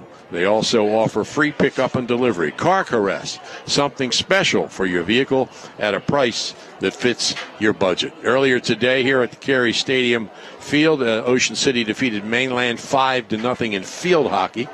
And they started this game at 7 instead of 6 because of that game, to allow enough time to get the football all set up. So if you were listening carefully, well, hopefully you understand the football playoffs, but I don't think anybody in the state understands it better than Will Morris. And there were even a few things he wasn't so sure about. I'll tell you, it's. But both of these teams are doing okay, and look to be strong playoff contenders. That's the one thing we are sure about. Yeah, I think back about the first half here, Tom, and the difference to me on the scoreboard, besides the 21-6 lead, is three big plays that St. Augustine had, including the opening kickoff returned, quite a bit and leading to the first touchdown. The long pass play leading to the second touchdown thrown down to Dakota. And then the run that they had by Nasir Hill off tackle for, 40 yards, I guess, something like that, for the third touchdown. But the difference on the flip side of that is the Raiders have just really not been able to convert much on short yardage situations. They've had some opportunities. I mentioned a couple times in the first half they had 3 plays to gain a yard and a half or so, and lost some yardage on the first play and just couldn't get that first down. They had some short yardage plays later in the half, and St. Augustine has just been able to stop them. And whether they're winning the battle up front in those short yardage situations, or whether the play call is what St. Augustine's expecting, who knows? But I think that's been a big negative as far as Ocean City's concerned here in the first half. That's kept them to within 2 touchdowns maybe instead of 1. Of course, the block punt was important. Although the Raiders got the ball back there after the penalty. So there were some third down and ones and fourth and ones where Ocean City was able to convert and keep some drives alive, but there were some very, very important ones in which they weren't able to, and the most notable being that time at the 5-yard line. Right. But Ocean City has moved the ball, and St. Augustine came in as the favorite. There's no doubt they're ranked number 6 in South Jersey. But most people, Ocean City football program and fans think, hey, if we can compete with these guys, then, we have a shot to win the remaining games. Ocean City's off next week. They go to Triton in 2 weeks, and then they come home for 2 games that will decide the division championship, Oakcrest and Mainland. Oakcrest and Mainland, by the way, play each other next week, so that'll pretty much determine who's going to be the biggest challenger. And Triton, but they are competing. Sure. And Triton's not, I'm sorry, but I was going to say Triton's not a great football team this year. No. But the fact that the Raiders are going to have to go all the way up there, that's always an issue. But Oakcrest and Mainland are certainly going to be formidable opponents. Ulmer Appliance scoreboard. It's Bridgeton 28, Cumberland 15, Millville 32, Cherokee 7, Mainland 10, Clearview 3, Buna 13, Lindenwold 12, Hamilton 28, Absegami nothing, Vineland 7, Trenton Central nothing, and Egg Harbor Township 12, Washington Township 7. Also, Gloucester City leads Wildwood 48-8. Here comes the kickoff from Luke Snyder. It's a high end-over-end kick. Lashley has it at about the 14-yard line. He's trying to come across field. Now cuts up the middle, and he's across the 25 at about the 27-yard line. Good coverage that time, St. Augustine. It looked like he wanted to go outside around that left edge, and a couple guys were forcing him inside, just like you're supposed to on the kick return team or on the kick coverage team. Like to see the Raiders move that ball methodically. I got to believe they will not abandon the majority of the plays being in the air. Although I'd like to see them go back to that play again with Kelly. We have 30 yards in penalties against St. Augustine and none against Ocean City. I don't remember. Yeah, I don't remember any. Yeah. Alone in the shotgun is Ungst with the back to his left, takes the snap, looking, pass is caught by Schneider at about the 32-yard line. Lashley was there too and had fallen to the ground, and it looked like the pass was probably going to fall incomplete, and boom, here comes Schneider into the picture.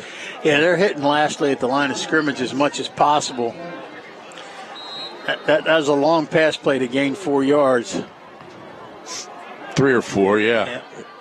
Ball's out around the 32-yard line. Second down. Ungst in the backfield alone. Takes the snap. Gets a rush. Passes up in the air high. Kroger reached for it. Probably got a hand on it, but couldn't pull it in. Yeah, like we said in the first half, Tom, Dakota and Dakota looks like he's hitting Lashley at the line of scrimmage each time, try to keep him up. He's playing him right there on the line of scrimmage. 3rd and about 6. Back to his left. Ungst has a double slot. Takes the snap. Looks, quick pass. Is caught for a first down. Out across the 45 to the 47 is Beckman. And Ocean City has its 14th first down. I tell you, that pass was right on the money. And as I said when we started here, you would think they're not going to abandon that majority of the plays being in the air, because that's where they had the success they did in the first half. Trying to go to the left side on a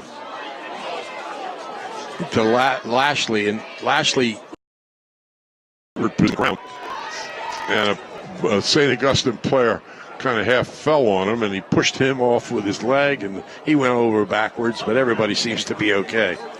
He's limping off the field a little bit. Nope, staying on the field. So they lose a yard on the play. It's 2nd and 11. Trips to the right. Wide slot to the left. Ungst alone in the backfield. Quick pass is to Conte. He catches it, but he catches it on the bounce. It was a forward pass. It's incomplete. He was in the backfield, though. So it's 3rd and 11. Right. Just, if you're gonna throw it again, they've had the success throwing, but if you're going to throw it every down, it's an advantage to the defense to play off that way. You got to run it enough to keep them honest, but they just haven't had any success running it. So it's kind of a catch-22 here. Looking to the sidelines. Ungst. They need a play. Trips to the right. Ungst gets a snap. Runs away from pressure. Throws on the run. Flag on the play. It's caught, and he avoids the tackle. They whistled him dead. Wait a minute. How can that be? There's a penalty, apparently, at the snap. So that the play was nullified, but they just didn't stop it. That can be the only thing that could happen here. Because Lashley ducked under the tackle at about the 48-yard line and broke into the open, and the whistle blew. And it's a holding call, so it didn't happen prior to the snap, unless they were holding each other. That's a horrible, horrible call. That you'd let the play finish and then let them determine what they want to do with the penalty. Now they're going to step off this penalty here. And they're going to step it off against St. Augustine? All right. Oh, that's even worse. That's even worse because he wasn't stopped. Pete Lancette is not, and Kevin Smith's not happy, both for different reasons. Well, yeah, Lancette is not happy, I guess, that they're calling the hold against, and again, it may have been down here against Well, he's 10 yards onto the field, so it's not. He's unhappy about a lot of things, I think, Lancetta. And Kevin Smith's only 7 yards onto the field, so he's not quite as unhappy. Anyway, it was an unusual play. Lashley ducked under the tackle, broken. No, the hold's against Ocean City. Yeah, that makes more sense. Yeah, it does. And it doesn't explain why Pete Lancetta was upset. Well, because they started marching it off the other way. So it's a 10-yard penalty. That's the first against Ocean City. And it moves the ball back to the 34-yard line. And they've got to get to the 43. So that's 23 yards. Still doesn't explain why they blew the play dead when the play wasn't dead. Yeah. And Kevin Smith is still asking for an explanation, though. It wouldn't have counted. The play wouldn't have counted, but he still doesn't understand, I guess, why they blew the play dead. You know, at some point the official's going to say, look, it wouldn't have mattered. Leave us alone. Maybe we screwed up. He's not going to say that, but maybe that's what he should say. So third and about 23 for Ocean City from their own 34. Back to throw, Ungst. He's airing it out down the center of the field, and it is incomplete. Just a touch long. There was 2 or 3 defenders there, and a leaping attempt falls incomplete. One of the defenders from St. Augustine is getting up slowly, but a good effort by Beckman. Yeah, it could have been and I mean, that would have been just as good as a punt probably had it been intercepted, barring any return there on that play. So Lashley's going to punt. Stands at his own 20. Good snap. Good rush. Takes an extra step. The ball goes almost straight up. Well, not straight up, but not that far downfield. Takes a St. Augustine bounce, spinning back to the Ocean City 45-yard line. So good field position for the prep.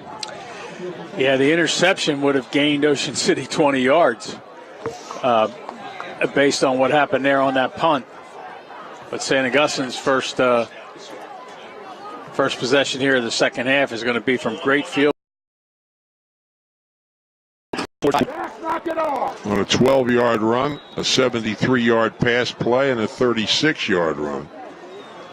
And setting up that 12-yard run was not a 70-yard kickoff, a 55-yard kickoff return. Now the officials are huddling up here. The ball is spotted on the 45, 1st and 10. St. Augustine huddling up. Something just doesn't look right here. St. Augustine taking a long time to get Allen on the field. But that clock's already running. And he's got a... It stopped. Okay. No, I don't mean that clock. Oh. Play clock. Well, there is no play clock. It's only in the official's hands. All right, Allen awaits the snap. They're ready to go. Wing back shifts to the left side. And they give it to Hill going left. He makes a nice run for about 6 yards to the sidelines. Yeah, now things are starting to get a little chippier than they were in the first half. That one play over on the far side of the field kind of flipped the things around here between these two teams, at least for now. A couple of finals, 49-0 Williamstown over Atlantic City, and 48-8 Gloucester over Wildwood.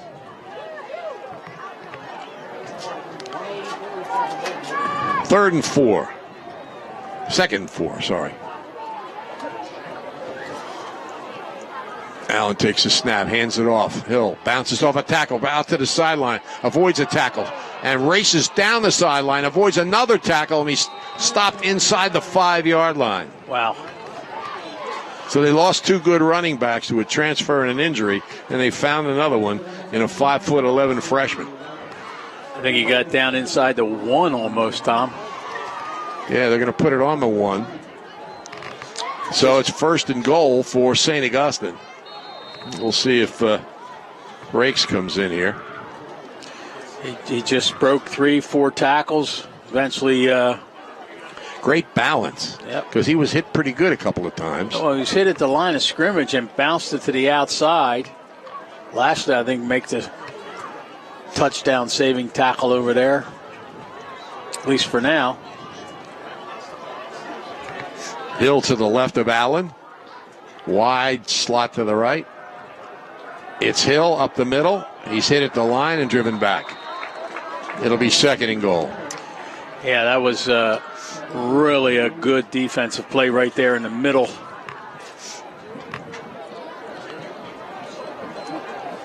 But he had a hold of his ankle down there. Now they're making wholesale changes on this third down play.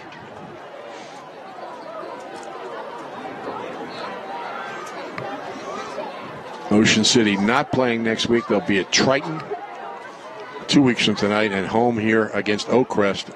Red and white weekend, homecoming, everything. They got last. Give it to Hill. He stopped at the line of scrimmage again. This time they went off the left side, brought the quarterback up under center, and Ocean City up to the challenge. Millville has defeated Cherokee 32-7. Millville improves to 2-3. I think Mike Rhodes might have been is in the game. Allen's under center. He keeps. He goes straight ahead. He's held up, and it looks like they've stopped again.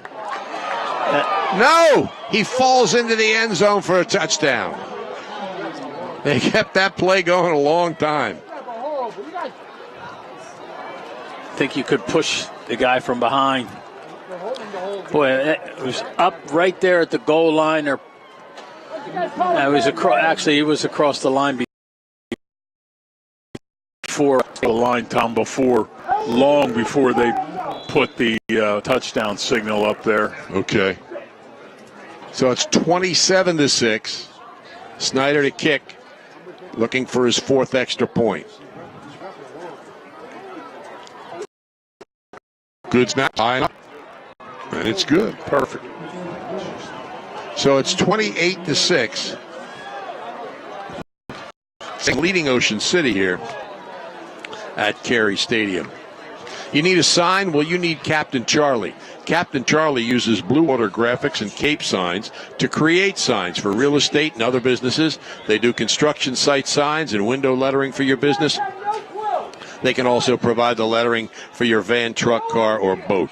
You can reach Blue Water Graphics at 609-823-8891, and Cape Signs is at 856-506-0610. Signs, banners, vehicles, windows. They can supply whatever lettering you need at Blue Water Graphics and Cape Signs. This game also brought to you with the best wishes of everyone at Calvi Electric in Atlantic City, who encourage you to get out and support your favorite high school team each and every week. Ulmer Appliance Scoreboard, Bridgeton 28, Cumberland 22. Millville has beaten Cherokee 32-7. Williamstown has beaten Atlantic City 49-0. It's Gloucester over Wildwood 48-8. That's a final. Mainland leads Clearview 10-3. Buna leads Lindenwold 13-12. Hamilton leads Absegami 28-0. Vineland leads Trenton 7-0. And Egg Harbor Township leads Washington Township. Egg Harbor Township leads Washington Township 12-7. Here's the kick by Snyder. It's end over end. And it's taken at about the 10-yard line. Straight up across the 20. And it drops the shoulder and gets out to the 24-yard line. 14-yard return by Lashley. And Ocean City will have the football. You know, Tom, Kevin Smith spent a lot of time after that last touchdown having a discussion with the officials, and I've not seen him this, I don't know if angry is the right word, with the officiating in the years that I've watched him coach. So I think he was unhappy there. I'm just speculating that he felt maybe forward progress had been stopped long before they signaled touchdown down there. Trips to the right.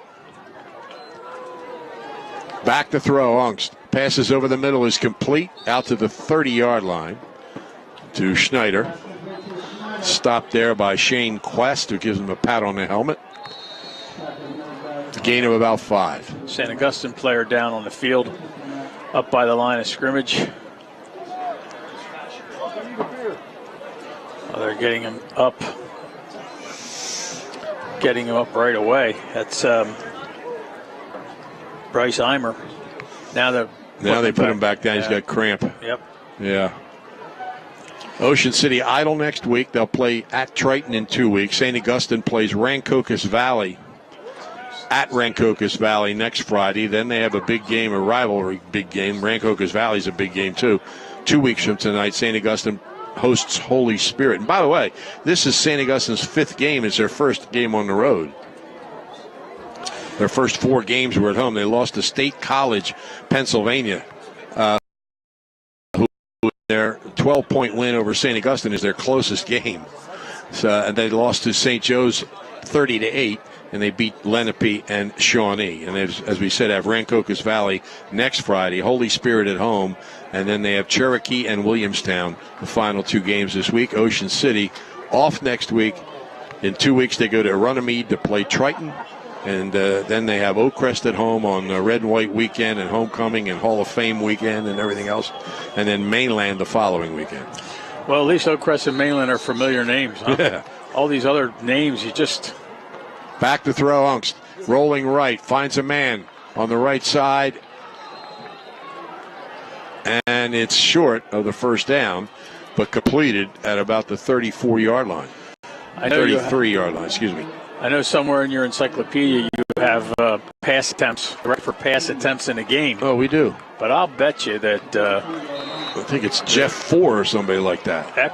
Hunks is going to be right up there after this game. He is throwing the ball a lot. He's back to throw here.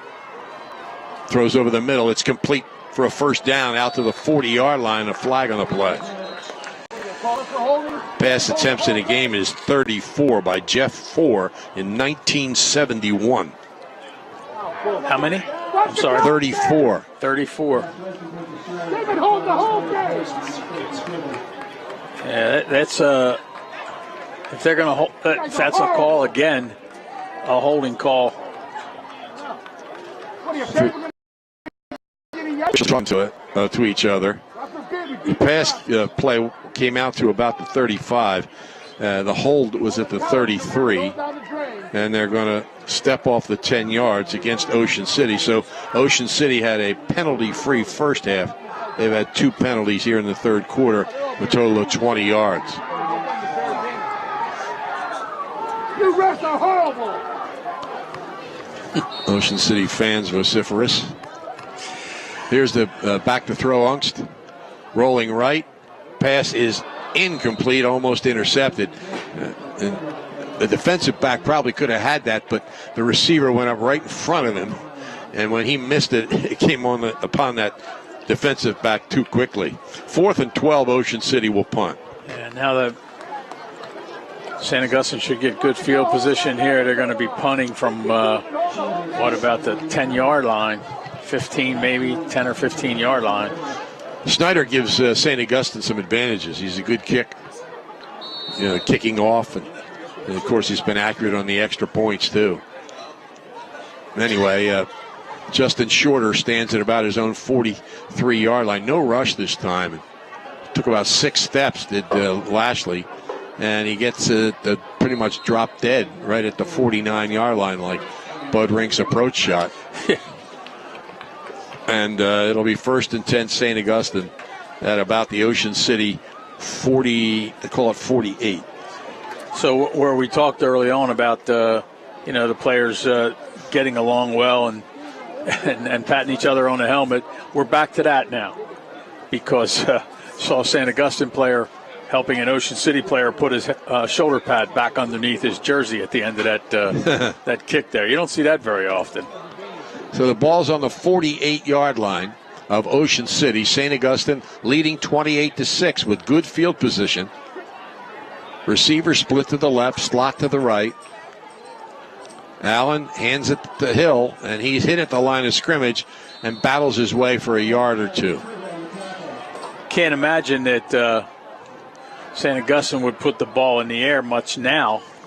I mean, they haven't needed to, and they hold this 28-6 lead, and right now they just want to get that clock moving as much as possible. We, of course, will have the official stats up on OceanCitySports.com over the weekend. And by the way, you can watch the live video of the remainder of this game by going to OceanCitySports.com. And if you missed the live presentation, it'll be up there for you anytime you want to watch. But according to Mike McGarry, he has thrown 39 passes already. So he's already broken a school record with more than a quarter to go. Here's a completion of the sidelines for St. Augustine. Going to pick up big yardage down inside the 25-yard line for a first down. Like I said, they're probably just going to run the ball, eat up as much clock as possible. That was kind of a safe pass. Yeah, it's the same idea. Still, I guess they had the right thought, though, about that school record on pass attempts. 47 years ago that was. Man, I was, 3? 47 years ago. That's a while back, Tom. Just think of all the quarterbacks that have come and gone. Is that 71? Would that be? Yeah. All the quarterbacks that have come and gone since then. And that record stood. There were some games probably where they threw the ball once or twice all game. 1st and 10 on the 29-yard line. There's a pass on the move. It's underthrown and incomplete. Corey Yeoman made a dive for it, but it falls incomplete at about the 5-yard line. Threw off his back foot, rolling out to the right. It was a tough play for Allen. I like that play, though. I mean, that's a ride. Again, ride the ball carrier into the line of scrimmage, take it back. Like typically then the quarterback would keep the ball himself and instead takes a step back and throws it to a guy running a post pattern or a sideline pattern. I like that play. They've run that play 3 or 4 times to my recollection. Absegami has scored. They trail Hamilton 28-6 on the Ulmer Appliance scoreboard. Wide slot to the right for St. Augustine. 2nd and 10, just inside the Ocean City 30. It's up the middle of the hill, and he picks up 5. You're right. They have found themselves a running back, and perhaps a running back for 4 years. Yeah. Yeah, he, as he says, on the original roster listed as a quarterback, backup quarterback, but he came into the game as their leading ground gainer, and he's showing us why. He, coming into this game, had 206 yards and 37 carries. Here's a pass to the sidelines, close to the first down. He gets the first down to about, I think, the yard line. On the last play, if it wasn't for Insera, he'd have gotten a lot more than that. 10th first down unofficially for St. Augustine. They lead it 28-6. Pretty methodical right now. Surprise in South Jersey football. Toms River North loses its first game. Allen hands it off up the middle for about 4 or 5 yards. Awful lot of plays here where the back doesn't go down. He's just stopped. His progress is stopped. And big pileups, but a strong run there by Hill. Picks up about 4. Sometimes that's because there's so many guys around you can't fall. Yeah. I mean, you got all your guys surrounding you. You got all the defenders surrounding them. And there's no place for fall.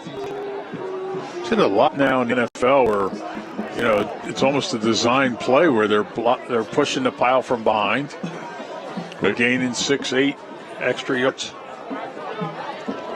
So it's second here, 6 or 7 yards to go. We're down to 1:43 here in quarter number 3. Clock is on the side of St. Augustine. They have a 22-point lead. It's a pass into the end zone and add 6 more to that lead. Yeah, I think it was Hill, Tom. They actually, the defender over there fell down, and by the time he got back up, it was Dakota. Yeah, I think it was Dakota. Yeah, you're right. You're right. By the time the defender got back up, the pass was there, and he was just a tad late getting back up.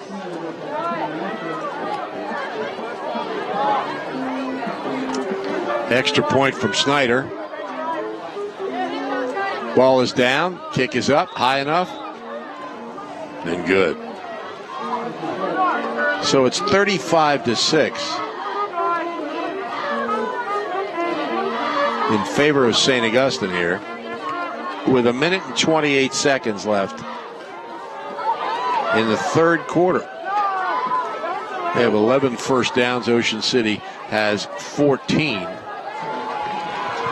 Interesting thing is competitive as this game kind of feels, if they score again, it'll be a running clock. Yep. Well, it felt a lot more competitive in the first till about midway through the second quarter. The second half here, after Ocean City's first possession, it hasn't felt quite as competitive. That's when we say competitive, it means both teams can move the ball. Right. And that's certainly the case, but Ocean City has only been able to get it into the end zone once. And a great catch by Lashley.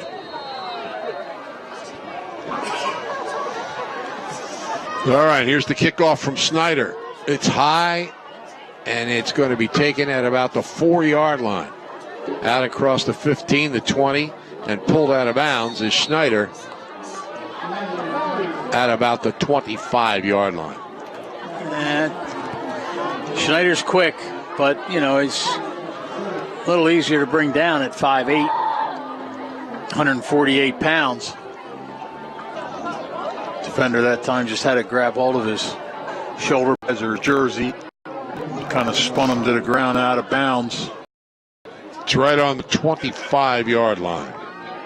So Ian Ungst already has thrown more passes in a game than any quarterback in Ocean City history, or at least since the mid to late 40s when they started keeping passing stats. Nobody threw the ball much before that anyway. Back to throw here. He's going to have to run. Drops all the way back. Now he's running the other way. He knows he's got to get rid of it. He throws it out of bounds. I think intelligently played under the circumstances. Yeah, the coaching staff was wondering when he was going to throw it out of bounds, I think, as well as most of the rest of the people watching the game, because he had no chance to get that ball to a receiver the further back he ran, and he was under a lot of pressure. He's a smart quarterback. He did the right thing, just got himself in a position where he could throw it out of bounds. 2nd and 10. Absagami scored again, trails Hamilton 28-12. Ungst, quick pass is caught at the 30. Looked like there might have been a little contact before the reception, but there's no flag, and a 5-yard gain. And definitely that time the defender was draped on the receiver from behind.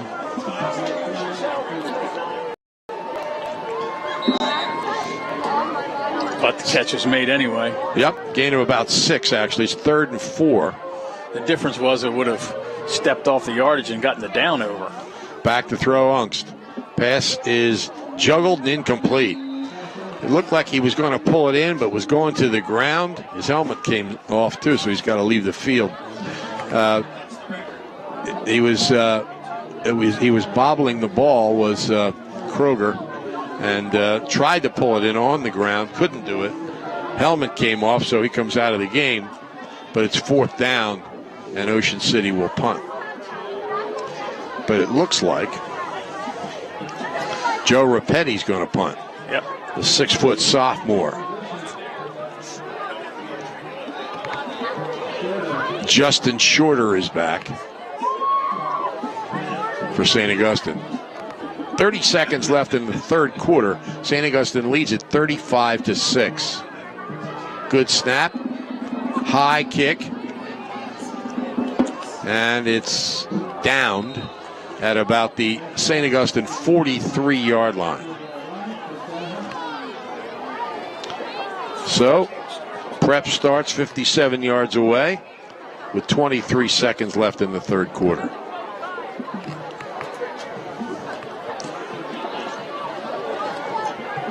I guess they're going to put it on the 44, actually. Cape Atlantic League football, 106.3 The Shore, online video at oceancitysports.com. It's live now, and if you missed it now, you can see it later. oceancitysports.com, brought to you by Ulmer's Appliance Service. Like you said, Tom, Prep scores one more touchdown here with running clock for the fourth quarter, unless the Raiders put something on the board, and it doesn't seem like that watching the game. They're just, I mean, obviously you said before when we talked about this, you'd been hard pressed to find somebody who actually felt that Ocean City was a favorite here. I mean, that just wasn't the case, and yet, you know, most people felt they could stay within a couple touchdowns, 2 or 3 anyway. Running play off the left side for St. Augustine, picks up about 5 yards. Good push from the offensive line.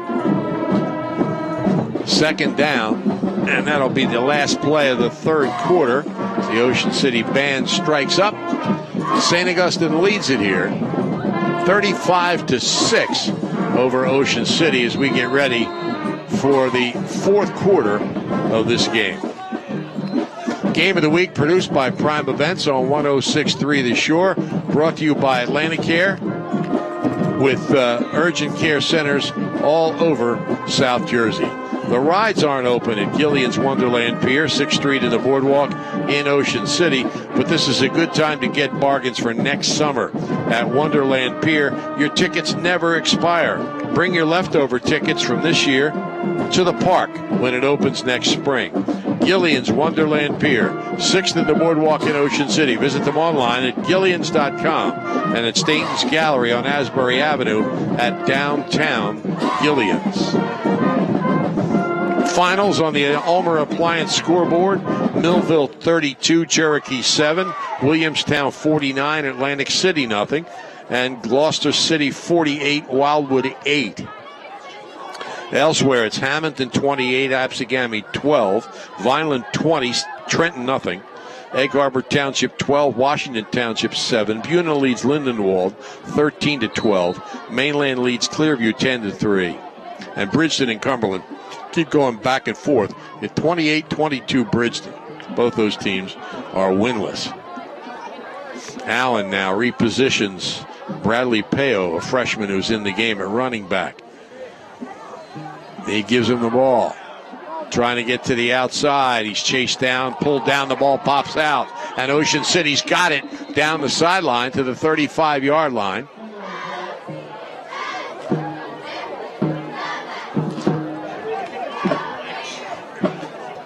Ocean City, we'll see where they're going to spot the football. Looked like he went out of bounds at about the 35-yard line.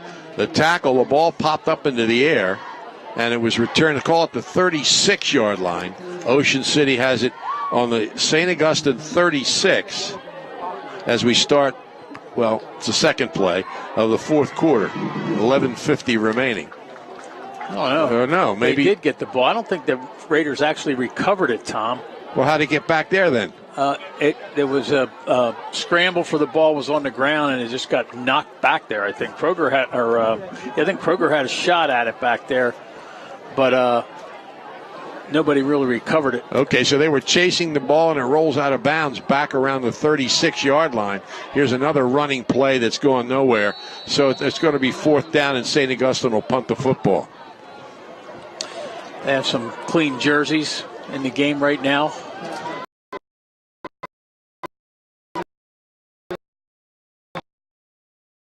Whatever you want.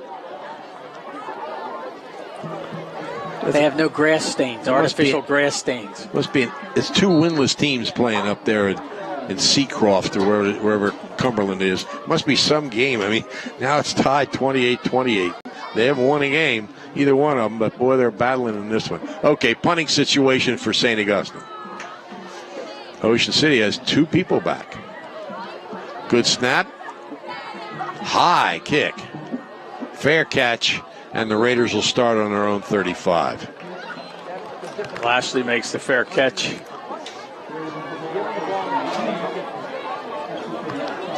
So 10:55 remaining in the fourth quarter. St. Augustine leads at 35-6. Ocean City with the football on their own 35-yard line. A lot of time left, but they're looking at a lot of points need to be scored here this fourth quarter. Ungst back to his right. Slot to the right, receiver to the left. Takes a snap, back to throw. Settles in, throws long down the left side. And a diving catch, I believe, at the 30-yard line. I think he's calling him out of bounds. He's calling him out of bounds. Wow. Wow. I tell you, what a great catch last down. He has a tendency to do that. And the defender ability was inside him. And it looks like he might have hit the line when he came down as we look at the replay. 2nd and 10. You can look at it too at oceancitysports.com. A running play coming right. He stopped about a yard behind the line of scrimmage, so it'll be 3rd and 11.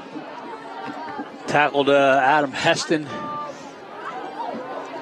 Believe Joe Kalanic also.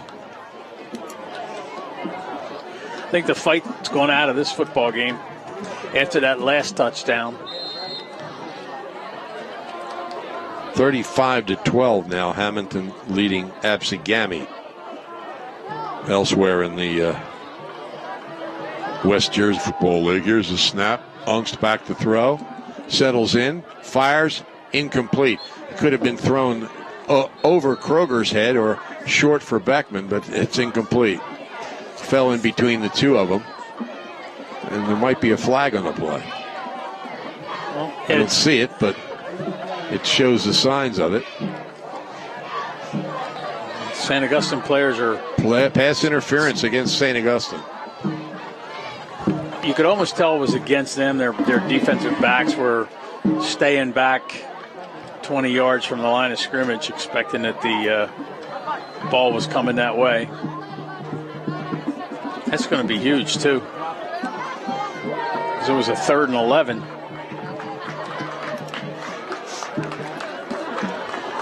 Going to make a first down. First down indeed. 1st and 10, just short of midfield for Ocean City.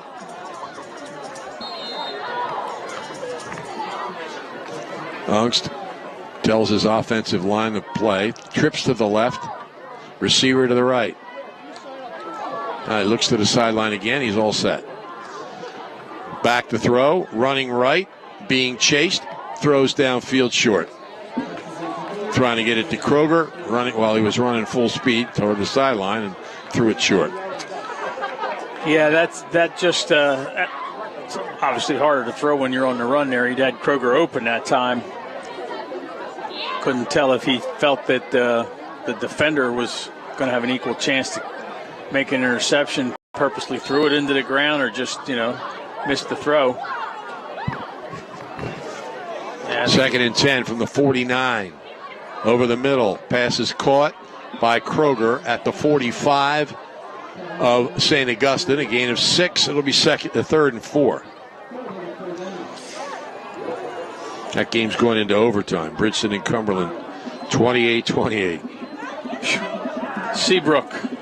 Boy, that's a long ride, isn't it? It probably seems longer because you're riding there.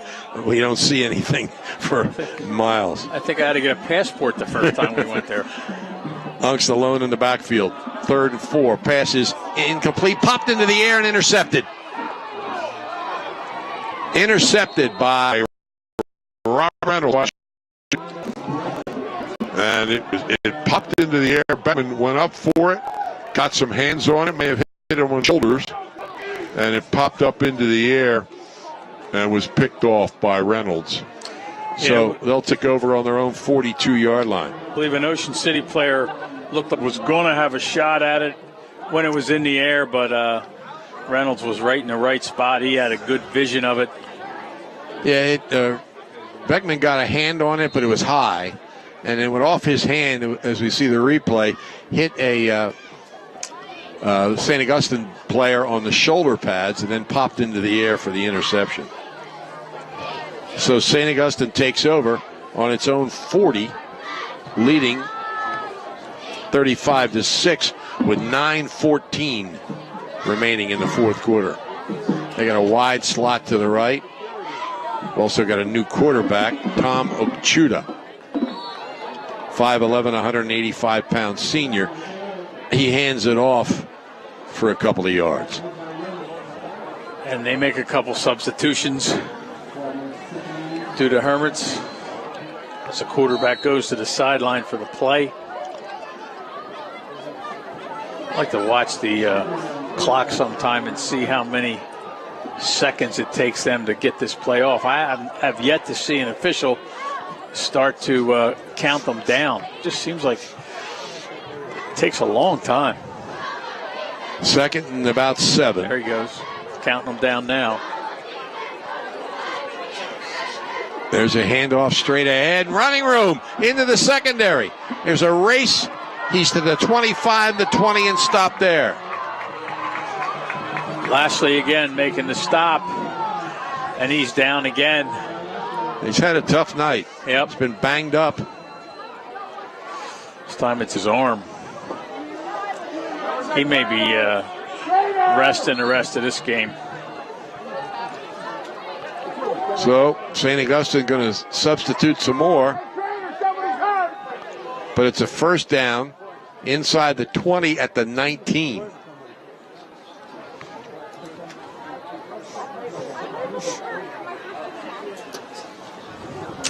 Tough kid. Yeah. Yes, he is. And I think he'll rest the rest of the night. I do too. As well he should. Yeah. First and 10 at the 19. Somebody sent out Bob Euchre's favorite home run call. Or their favorite Bob Euchre home run call. He said, "It's out of here. Let's hope we still have diplomatic relations with the country that baby lands in." Back to the game here. First and 10 at the 19 of Ocean City.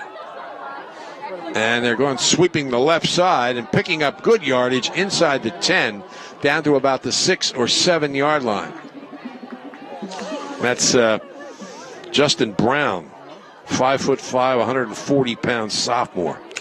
I have yet to see the quarterback keep the ball on that option and run with it. Right.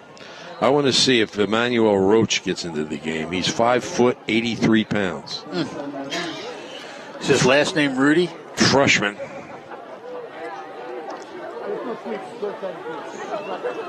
First and goal, going left, and he stopped at about the 1. But St. Augustine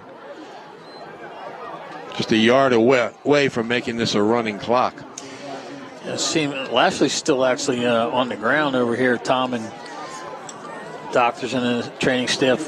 Ungst has his helmet off on the sideline, so I think Ocean City's going to make a change when they get the ball back, too.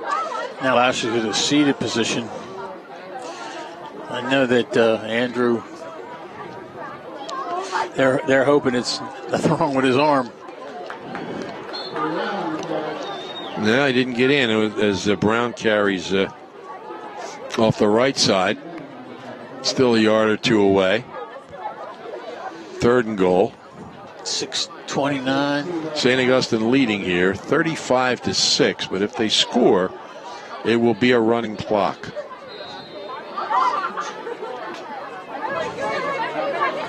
They're still waiting for the play to come in from the sidelines. And Tom Ochuda, the quarterback, runs it in.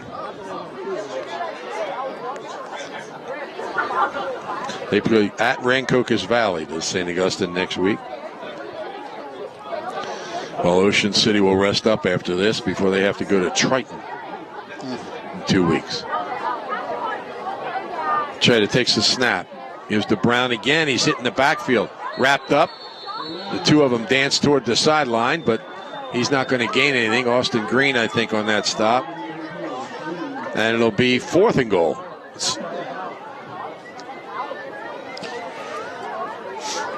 The Raiders have come up big here defensively. A lot of substitutions in the game for St. Augustine. Looks like the ball's back all the way back to the 7. Fourth and goal. St. Augustine on top, 35-6. They led 14-0. Then Ocean City scored to make it 14-6, and they've scored 21 unanswered points. Still don't have the play in here. They're going to spend a timeout, I'm sure. And there it is. Timeout, St. Augustine, with 4:53 left. The fourth quarter, they lead it 35-6. Ocean City Aquatic and Fitness Center is an exercise facility that encourages people of all ages and fitness levels to join and feel better. They have saltwater pool, strength and conditioning equipment, cardio machines, aerobic and water exercise classes. The Aquatic and Fitness Center is open weekdays from 6 a.m. to 9 p.m., Saturdays from 7 until 6, and Sundays from 9 a.m. until 6 p.m. Phone 609-398-6900 for more information, or visit ocnj.us.recreation online. I think that says 46 pass attempts. No, I don't know what it says. Completion. He's completed 23 passes. The old record was 20. Field goal attempt by Snyder. Ball is down. The kick is up. It's high enough and good. So where was that? That's about the 24-yard field goal by Snyder, who, as we said before, is a real advantage for these guys. Right. Well, that makes it 38-6. Right. So it's still not a running clock. Actually, Tom, they put the ball on the 14-yard line. Yeah. 24-yard field goal, right? So Ocean City will get the ball back with 4:48 remaining, but I think Ungst is done. And we think he's broken both the school record for both pass attempts and pass completions in a single game. Incredible, especially when you consider they've put one touchdown on the board. Right. It was a pass, 23 yards roughly, 25 yards from Ungst to Lashley. And Lashley is about to take his pads off. He must have a rib or a shoulder problem. They want to get some ice on it, I guess. Yep, his left shoulder. And Andrew Bristol takes a deep breath, and it's not his right shoulder. Yep. Because he's going to Stony Brook to pitch after next season. Here's a short kickoff and a whistle. Right, it looks like somebody from St. Augustine was offsides on the kickoff.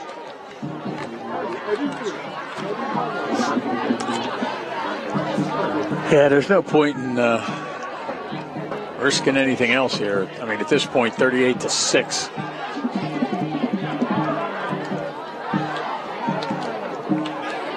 They are going to kick again.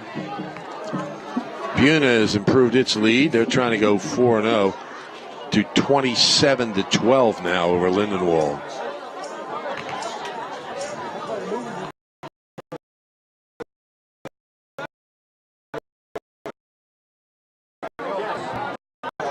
So a 5-yard penalty against St. Augustine. They'll kick over from the 35-yard line. There's the kick. Pretty deep. Comes down at about the 11. Looking for room. Snyder out across the 20 to maybe, the 30 to the 31. So we actually said if St. Augustine had scored again, there'd be a running clock. Of course, we meant touchdown. Yeah. So the Washington Township came from behind, beat Egg Harbor Township 19-12. Eagles dropped to 1-4. And Ocean City comes onto the field. Isaac Wilson's in there.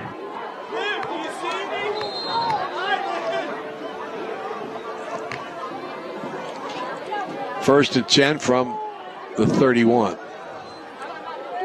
Here's a pass to Beckman. He couldn't hold it. It's incomplete.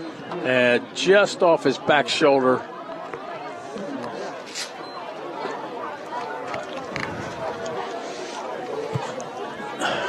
stops the clock, prolongs the agony a little bit here.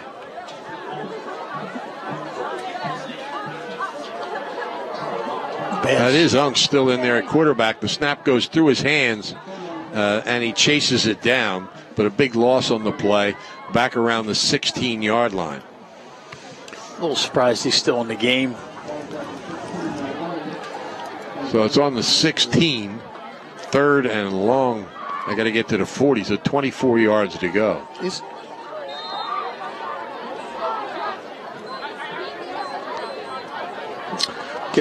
Some of these St. Augustine kids either have their shirt on backwards or they have smaller numbers on the back. Back to throw, Unks. It's a little screen pass to the left side, and it's incomplete. Dropped in the left flat, so it's a punting situation. I assume we'll see Joe Groves again. He punted the last time. Lashley doesn't have any pads on, so I don't think it's going to be him. Yeah, I mean, this is a good time to get some other guys in the game. And of course, you don't want to risk injury. I said Joe Groves. I meant Joe Rapetti. We also want to correct something we said last week about Brandon Pokras, the Ocean City two-way player. We said he was going to college in Florida to play baseball. He's going to Lesley College and Lesley University in Massachusetts. The person that's going to Flagler College in Florida is Alex Vitola, softball player from Ocean City.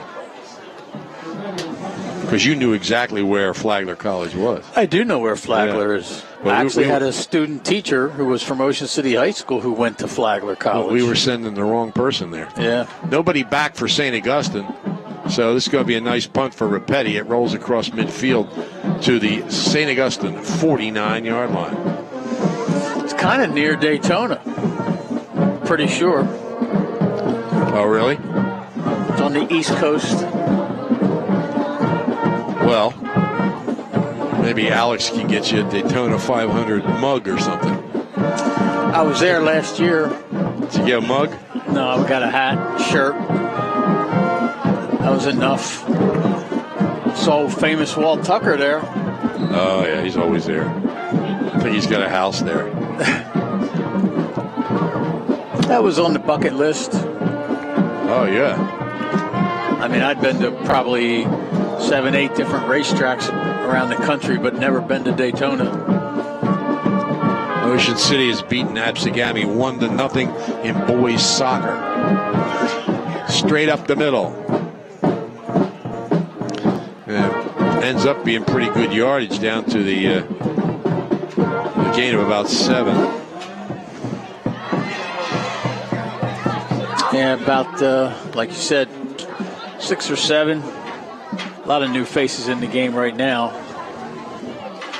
Delsey lost tonight, 22-8 to Burlington, which is a good team. A lot of those players that left Camden Catholic went to Burlington Township. Small school, isn't it? Group 1, yeah, I think. 2nd and 4 at the Ocean City 45-yard line. They're watching until that guy starts counting down the final 5 seconds. This is what sideline. He goes straight ahead. I thought the umpire did that in the defensive backfield. Well, that's where he was. What's he doing all the way over on the side? That's a line. That's a side judge, isn't it? Anyway, the 3rd down now and about 3 or 4 yards to go. Getting ready to wrap this up. 2.5 minutes left, and St. Augustine's going to go 3-2. Ocean City's going to drop to 3-1. Yeah, I did a Middle States evaluation many years ago at Northern Burlington High School. Yeah. And one of the things they talked about was the turnover of students because everybody was at McGuire Air Force Base. Pemberton even more than them. Yep. Yeah. 3rd and 4 at the Ocean City 45. Straight up middle. And looks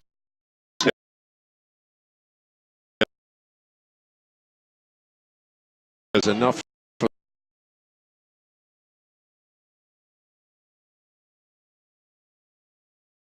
So they'll maintain this possession.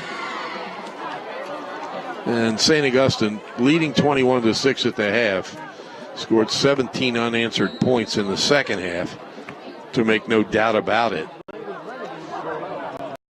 time in a row in their 5 meetings that they've beaten Ocean City. And by the way, Pete Lancetta is now tied for 7th all-time in career wins with 223. Ties Skeets Irvine of Collingswood for 7th.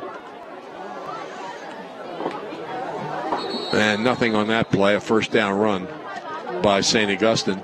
It will be 2nd and about 11. I mean, this is a good football team, Tom. There's no question. So what does that tell you about St. Joe, for example? Here's a weird play in the Timber Creek Highland game. Highland blocked a Timber Creek field goal. Timber Creek players left the field. Highland picked it up, ran in for a touchdown. I thought the play was over when the kick was blocked. 2nd and 11. I guess it was over 6 or 7 seconds later. Sad ending. Knee. So St. Augustine, as we said, is going to improve to 3-2, and Ocean City is going up to 3-1. As of course the Raiders maintain their lead in the Independence Division of the West Jersey Football League, because this is a crossover game. It's not a league game. And division game, I should say. I mean, would they have even played St. Augustine if they weren't assured of getting all those power points? Well, yeah, they would have had to. They couldn't find. I think they did look briefly to see if they could figure out another game, because you got to find somebody that can play both of them on the same weekend. But anyway, you're right. They're going to come away from this with 28 points, which is more than they're going to get from most of their wins. Right. So, from the point of seeding in Group 4 and everything, it was a good effort, and Ocean City competed, but they weren't able to get it in the end zone when they had the situation to do it, and they certainly weren't able to keep the big play away from St. Augustine. We're going to take time out for some messages. We'll be back here with a final scoreboard and to wrap things